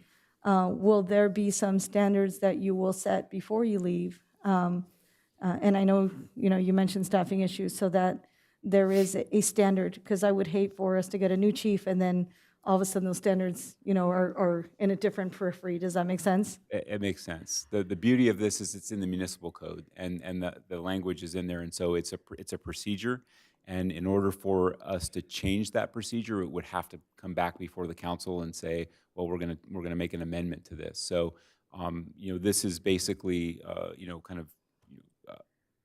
kind of recorded in this ordinance, and it will be the other duties as assigned of whoever the next chief is to do this. And in terms of the staffing issue, again, I don't want to make it seem like we can't amend an ordinance, but really it's just a matter of I would say I would take the responsibility for it because it was administrative. I think some of my staff looked at it and said it's administrative. It's not a policing issue necessarily, and but there still is the regulation part of it. So it really, again, for lack of a better word, sometimes what happens is we all go like this and say, well, whose is this? Because it kind of falls into these different areas. So That's why I was a little confused, because Yeah. I kept saying chief, police chief, mentioning you. Right.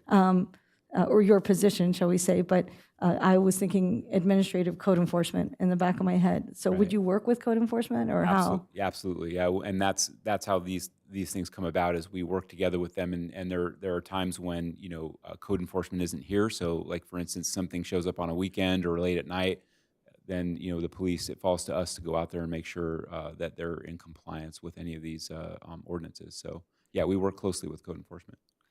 And just to address Mr. Pachowski's concern, I don't think he's here, but When I saw this, I thought about Girl Scouts, right? Girl Scouts selling cookies in their little carts. Right. And the stationary vending, it says on page 13, no stationary vending cart may be used to vend within a residential zoned area.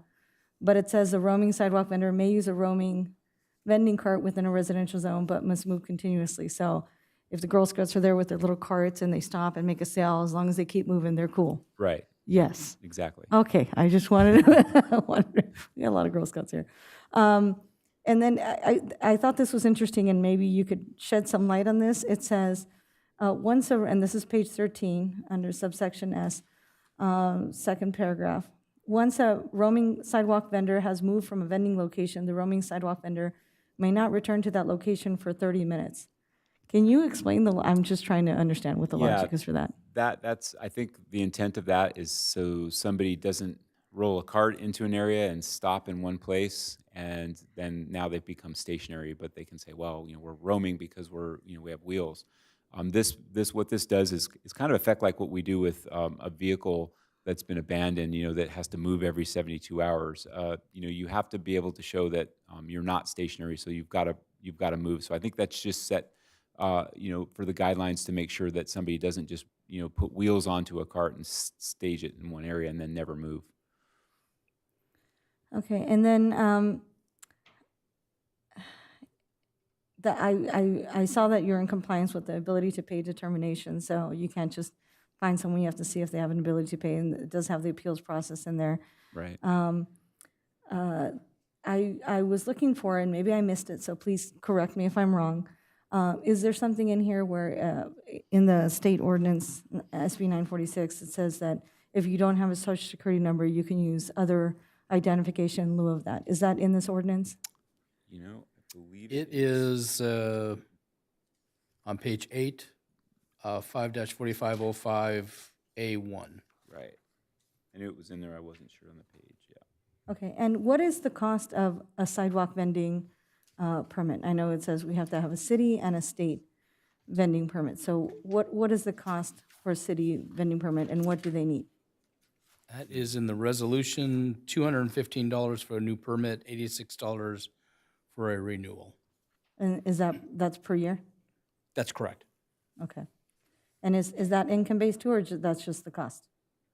I'm That's a sorry? Flat cost? Flat cost. That's a flat cost, okay.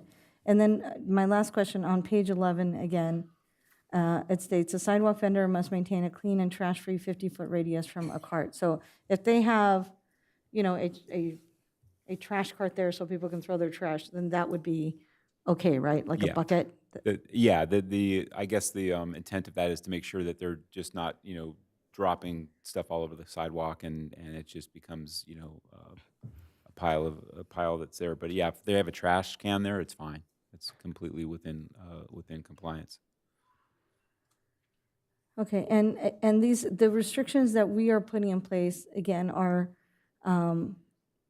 for the health and benefit, right? Not because we don't want, because other council members on this diocese said we don't want to compete with, local restaurants. We can't use that as a justification, right? Right, For correct. implementing this ordinance. That's correct. Okay.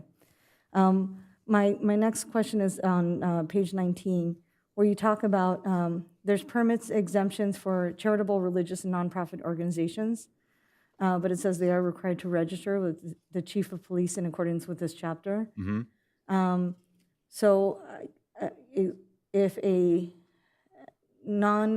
charitable, religious, or nonprofit organization wants to register, they would come to you directly, or would they come to a designee, or who would they go to? They would come to it, probably a designee, yeah. Okay, and anyone? But through my office. Okay, and what would they have to show? Like, they would just say, here's my 501c3 status, and? They would have to basically show I know, like, I'm involved in a charitable organization, and we have cards that show the 501(c)(3) status, and so we have the ability to do that. So they would have to show something. They couldn't just come in and say, I'm a nonprofit. They would have to show us some proof of that. Okay, so and my concern is, and this is not directly aimed at you, there have Okay. been other entities in the city, not the city, but other entities within the city that have been very partisan in their ability to allow people to have access to, say, parks or schools. And so I just want to make sure that we have neutral standards so that we don't face lawsuits. in terms of, hey, here's my 501c3 status, I'm a nonprofit, here's the name of it. I don't want someone to say, well, personally, I don't like your nonprofit, so I'm not going to give you that. So as Yeah. long as they can prove that they're a nonprofit, then they would be able to get that exemption. Absolutely. As simple as an ordinance like this may appear on its face, it's a slippery slope. And so we have to make sure we comply with them, because these are the type of things that can cause significant legal problems. So, yes. Okay, thank you so much, Chief.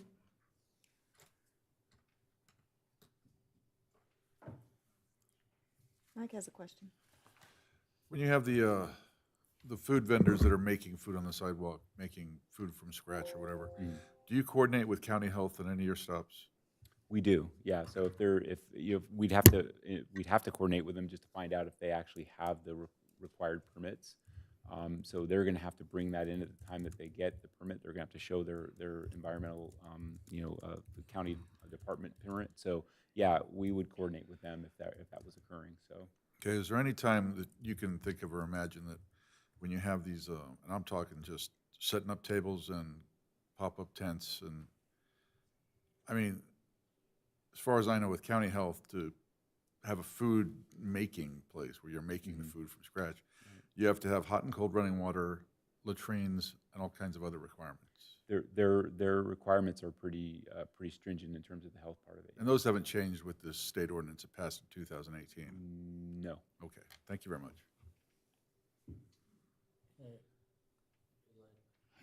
Thank you. Thank you, Chief. Appreciate your answers and report. Just a handful, but I'll be brief. So this is new. You've not had to process applications like this in the past. Is that I would fair say statement? for sidewalk vendors, we haven't, but we've had staff that have processed dance permits, you name it, anything in the ordinance. So we have the ability to do it, and we have done it before, even to the point of processing fingerprints and things like that. So yes. Okay, so you will designate someone that becomes the point person. Got it.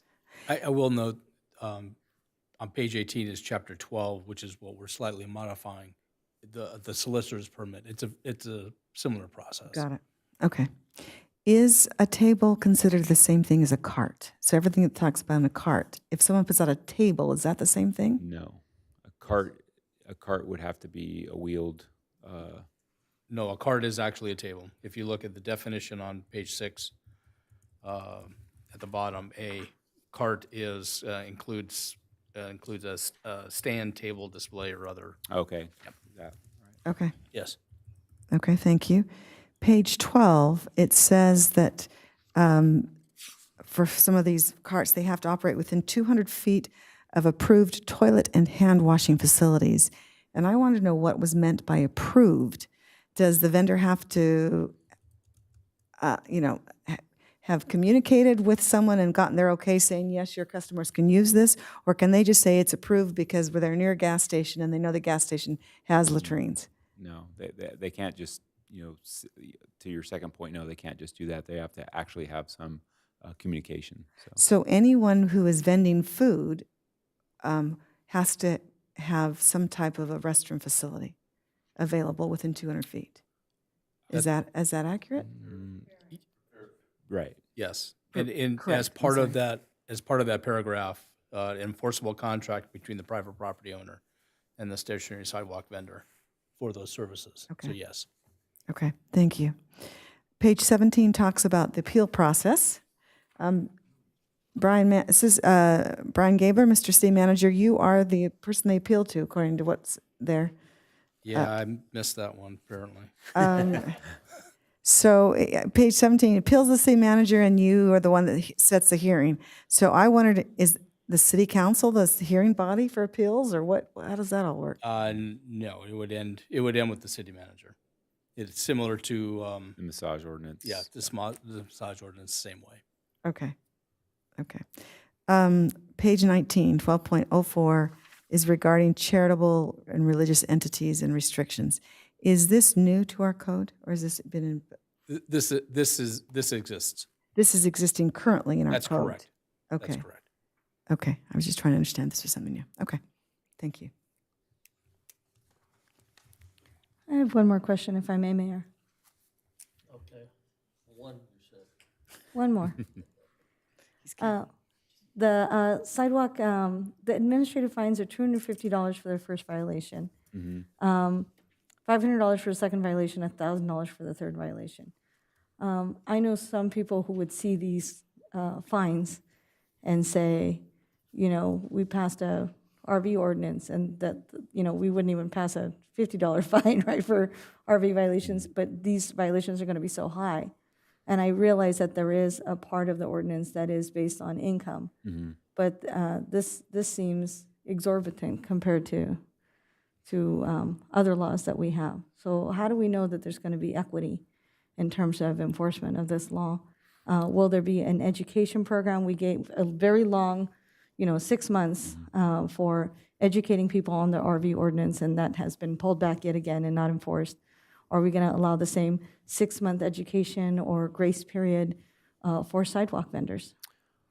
Well, I don't know if I can speak about a grace period because it took us a little while to be in compliance in the first place. That's on us. But I think really what you have to look at is with any enforcement, but specifically with this, the idea and the stance of the department is going to be to gain voluntary compliance. And so I think the idea isn't to set police officers out there to just wait till somebody steps one side on the other, but that's the same with any enforcement. So I think it's really discretionary, and I think gaining compliance and educating people that want to engage in this legitimately, I think is really what the goal is, not to destroy somebody's livelihood and seize their cart and go through all these different things, because I just don't I don't see where that is going to lead to a fair resolution of it. I think it would be better to try to help people understand that the city has these regulations and these rules like we do with other things, and that you have to comply with them. The ones that are really going to be getting the fines are the ones that are, like anything else, they're intent on trying to circumvent it or try to push the system. I think the average person out there that might do this, doesn't want to have a confrontation with the police, and if they go through the permitting process and they do everything they're supposed to, they're going to be in compliance. It's not to use the massage ordinance as a good way, but you're comparing to other things. With the massage ordinance, the legitimate places are following the code. They're complying. They're doing what we ask them to do. They're working with us. The ones that aren't are finding different ways to go around it, and we have to stay on top of them. So I think the only ones that are really going to be a problem are the ones that really don't want to comply with the law. So, but I don't see it as being an issue where we're going to have a lot of enforcement with things like that. Okay, because I'll be honest with you. I work in Reseda. I live in Simi Valley, but I love seeing the eloteros and the paleteros, and I love, and I know, again, we had council members mention we don't want competition with local restaurants, but the only, restaurant that is even close to selling fresh fruit is, La Michoacana, and they have no problem with the people selling fruit on the corners. So, I just want to make sure that we are complying with the spirit of this law, which is to, promote sidewalk vendors and to decriminalize them and make sure that they know that they have the opportunity to operate here. And people want them to. Otherwise, La Michoacana wouldn't be so packed all the time. And it is. And it's the state law, and again, you got to look at what the intent of it is, and so we're going to try to make sure that people are in compliance with it and gain that compliance voluntarily. Okay, thank you so much, Chief. May I make a motion, Mr.? But just one quick question. I'm sorry. I just wanted to go back to Mr. Pajkowski's the lemonade stand. That is a stationary stand. Mm-hmm. What's in this law right now would prohibit a child's lemonade stand, correct?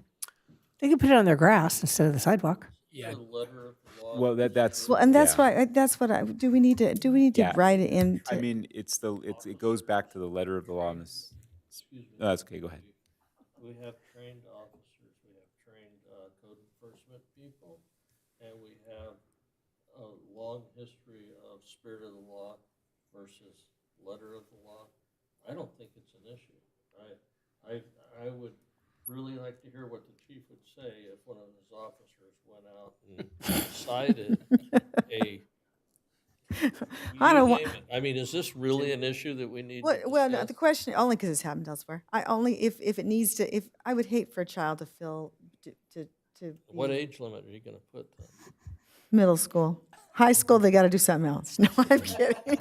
I think the chief already responded that there's discretion that can be exercised. And if I can go back real quick, Mayor Pro Tem, to your comment about the city manager's decision on appeal, the ordinance also requires notice that any person who is aggrieved or not happy with the decision by the city manager can seek judicial review pursuant to Code of Civil Procedure 1094.5. Then they're in real trouble. When he decides. Well, that's why I want to know who that appeal goes to. But I get you. Thank you. I would actually like to piggyback on what you said, Councilmember Lister, because what Mr. Pachowski brought up is very valid, and I'm very grateful that he brought it up, because most of the kids that have been, have had police officers called out from from San Diego all the way up to San Francisco and beyond, have been children of color, have been black kids and brown kids that were selling water, that were selling, lemonade, things like that. And I really appreciate that you mentioned that we're going to follow the spirit of the law. And if there is, especially young children of color that, want to sell bottles of water on their sidewalk, on their lawn, I'm sorry, not the sidewalk, on their lawn, that they would be able to do that, and that we're not going to put them in the same category as these professional sidewalk vendors. And if it's food or something to drink, the officers will be there. So they will probably be buying lemonade. So Yeah, but there has been a lot of racial profiling of children of color. So I really appreciate that Mr. Pachowski did bring that up, and that you, police chief and mayor, are willing to acknowledge that. And thank you, Mayor Pro Tem Lister, as well, for acknowledging that those are not the people that that we're going after, the kids. The only caution I would offer on that is if the children are selling prepared food that would normally require a health permit, that would be a problem. No, all the cases, and I don't know if you've seen them, but they've been all over social media, have been, kids of color. They've been black and brown kids. They were selling like bottled water. It wasn't prepared food. Bottled water is not, that's fine. Yeah. All I'm saying is if they're selling a product that was made in the house or made wherever that should have had a permit, that could be a problem. But otherwise, the discretion is understood. How about that motion? May I make a motion, Mr. Mayor? Thank you. I move to introduce for first reading ordinance number 1345, regulating sidewalk vending, and adopt resolution 2022-58, establishing permit fees and appeal fees for the sidewalk vending regulations. Second. Motion second, roll call vote. Councilmember Luevanos? I'm voting no on this ordinance simply because these fines are way too high, and I believe we're being inconsistent. Councilmember Kavanaugh? Yes. Councilmember Judge? Yes. Mayor Pro Tem Lister? Yes. Mayor Mashburn? Yes. The motion passes with Councilmember Luevanos voting no.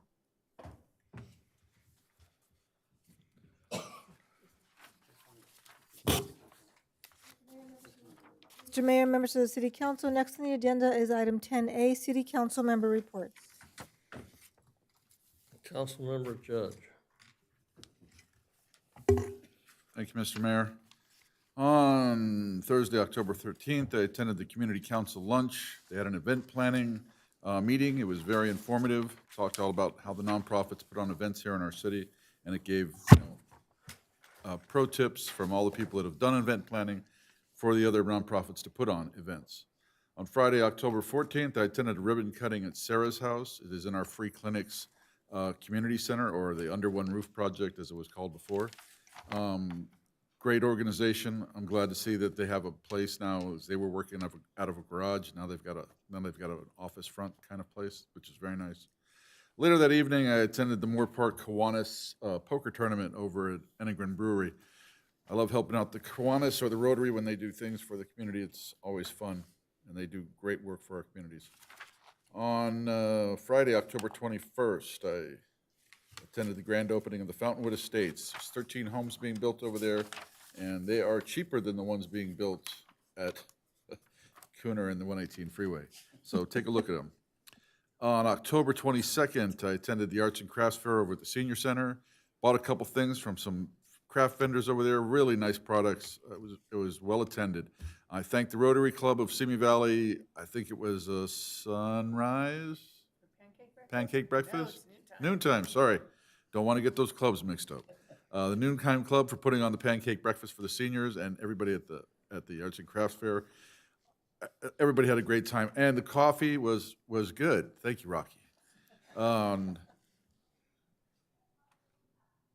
Later that evening, I came over here to the police station and I watched the trunk or treat kind of thing. It's actually more like a moving scare festival out there in the parking lot. If you haven't seen it, it was really cool, and they did a lot of work on that place. I want to congratulate the police department for putting on a good event. That was awesome.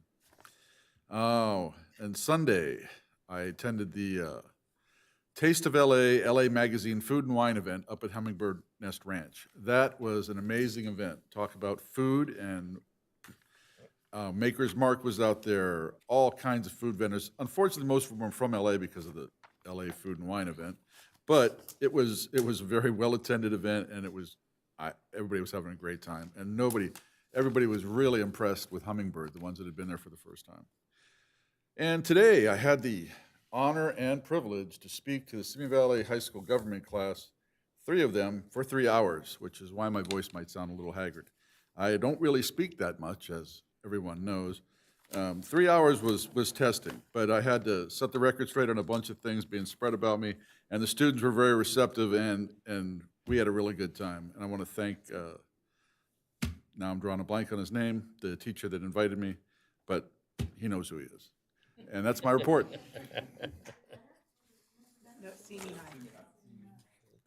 Good school. The other school. Dee Dee. Thank you, Mr. Mayor, after making fun of my high school. On Thursday, October 20th, we had our EDC, Economic Development Collaborative Board meeting.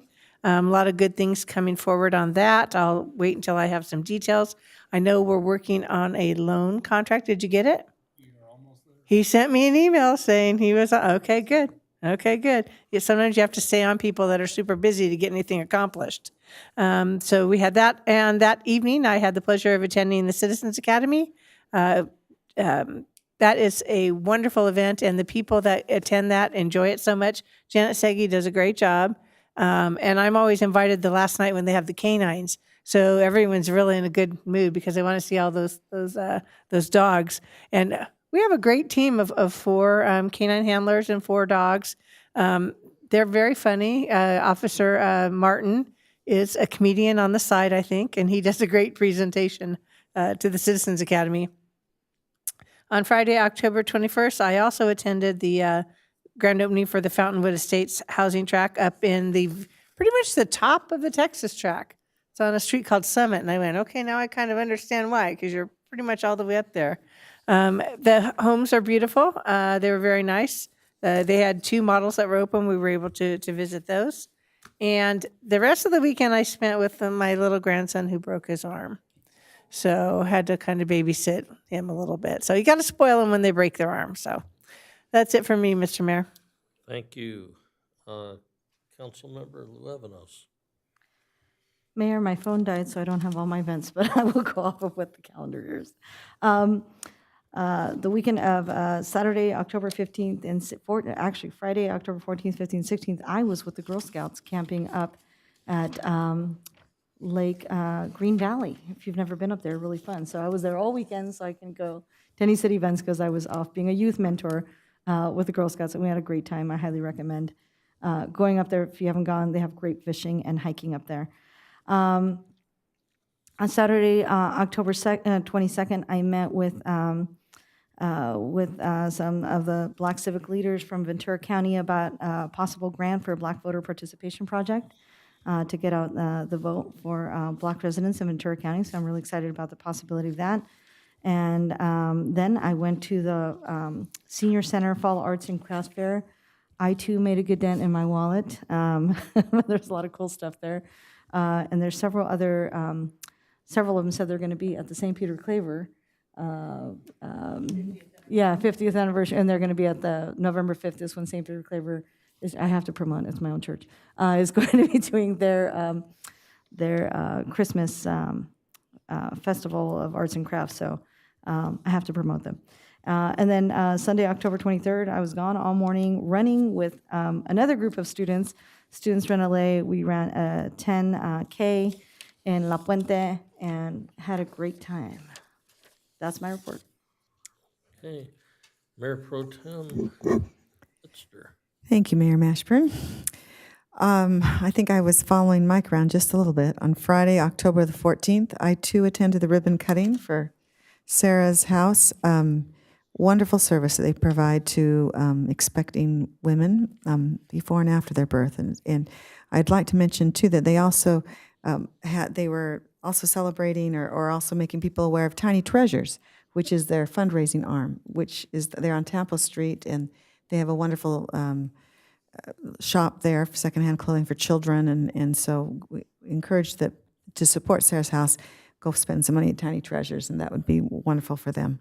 That must have been the theme, because that evening I also played the harp for a CPC fundraiser where in our community, where they are raising funds to help bring awareness of pregnancies through ultrasounds, et cetera. And so that was a lovely event held here in our community.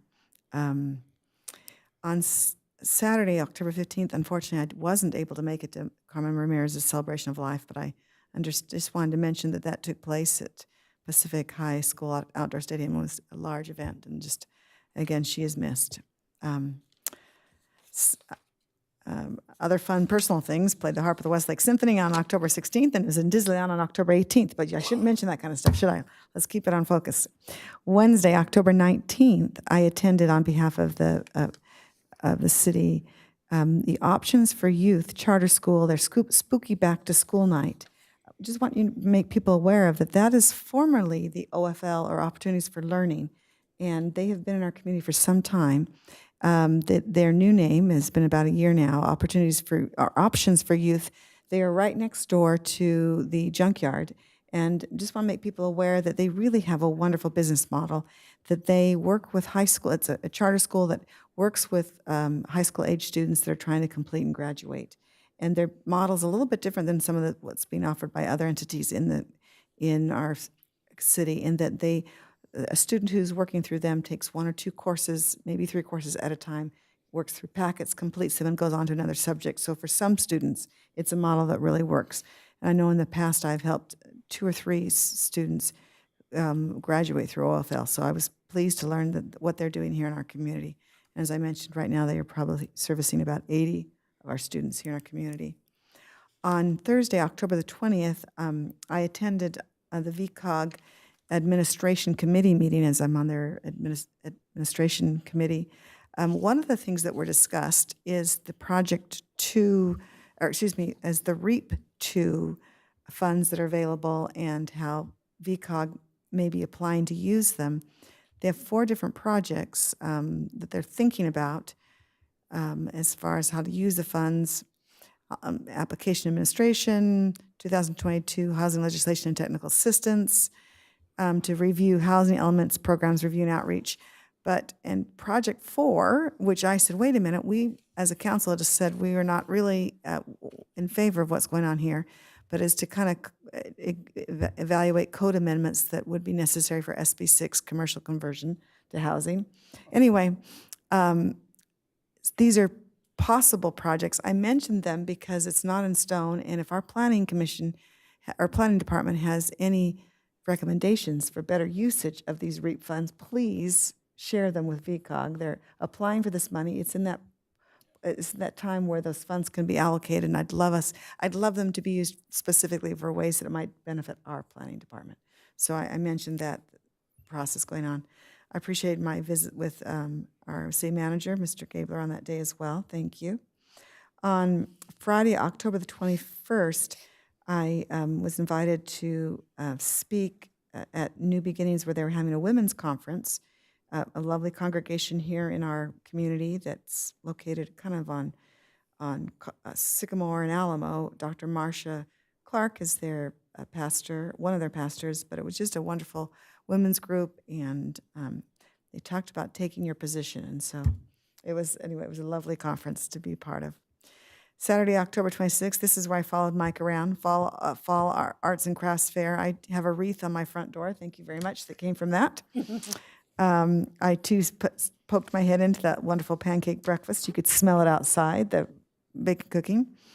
And I had a car full of children that drove through the police drive-through. And he's right, it was more of a moving scare festival.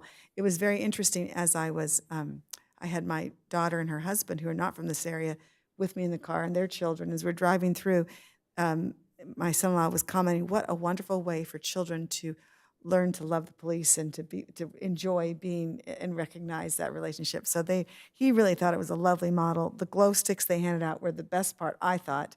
But it was fun the way it was done, and it was clearly enjoyed by many people. So hats off to, I know it took a whole coordination for the whole city to really work out you drove through a maze through our parking lot to get to drive through the police station. So it was very well received, and so I appreciate our police department doing that. And that concludes my report. Thank you very much. Thank you. On October 11th, I went to the Shepherd of the Valley Church on Cochrane and spoke to Scouts of America Troop 3643 for quite a while. It was fun, as always, with the Scouts, and tried to teach them a little bit about what we do and the structure of the city government. Well received. Saturday, October 15th, I got up early and went to the Free Clinics Depression Awareness Walk Run. Great event. Yeah. Well attended from what I could see, and just lots of fun. It went very well. I couldn't tell you who won, but everybody seemed to be having a good time. I think there were several dogs that actually won. So, but it was a good time for a good purpose. I'm going to skip some stuff here, and I'm going to jump to Sunday yesterday. Yeah, I went to the Gigi,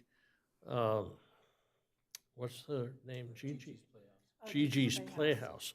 And what that is a group, nonprofit, that are trying to bring attention to the needs and the how well children with Down syndrome do, and how they need a place also to call their own, and the value in doing that. It was very impressive. You learn an awful lot by being around the folks that are in that family, and they call it just that. They're a special family with special kids, and it's amazing that some of the children that have Down syndrome got up and gave talks that were incredible, and the stories were very incredible. And I would point out that it was at the Wood Ranch Golf Clubhouse, and it was sold out. And this is their first big fundraiser, and they raised over $114,000. Now, their goal is very large also. They want to find a location and build an actual structure. So, but it's off to a very good start, and I would encourage you sometime. Currently, they have an office at the Free Clinic, and if you get a chance or you're over at the Free Clinic, go in and see them, say hi, and if you got some pocket change, help them out. And that's my report.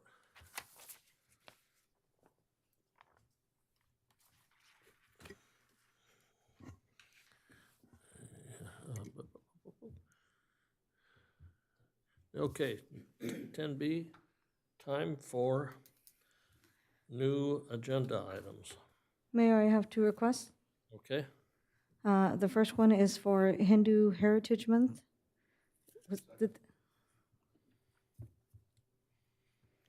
and that you're wanting to include a proclamation? Yeah, proclamation. Okay, good. Yes.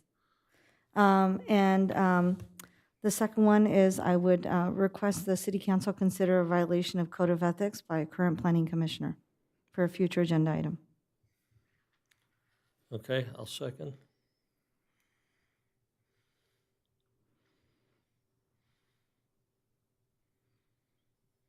Thank you, Mayor.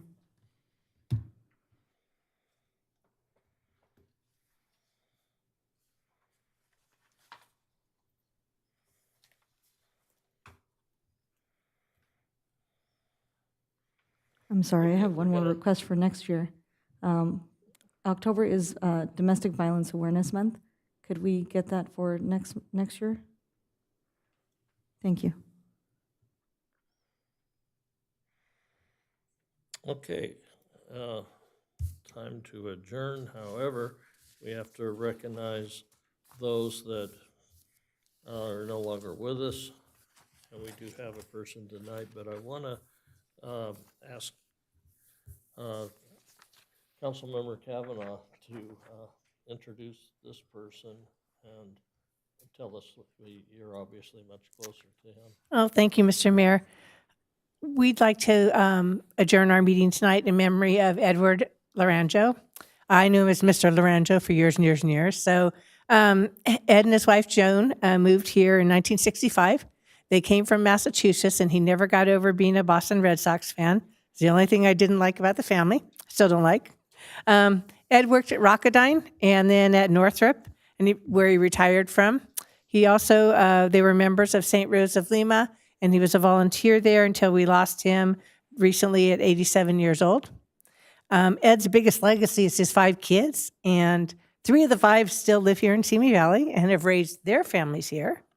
Among them, they own 2 businesses here in town, and they have grandchildren here, and son Greg works for our park district as one of their supervisors, and their grandson Josh works here for the city of Simi Valley, and he just finished his first Ironman yesterday, and I know his grandpa would be proud of him. But Ed and Joan is still here with us, and they're very proud of their kids and their lifelong commitment to their church and to their families, and it was really just important to me that I got to be able to say thank you to Ed for moving to Simi Valley and bringing his children here.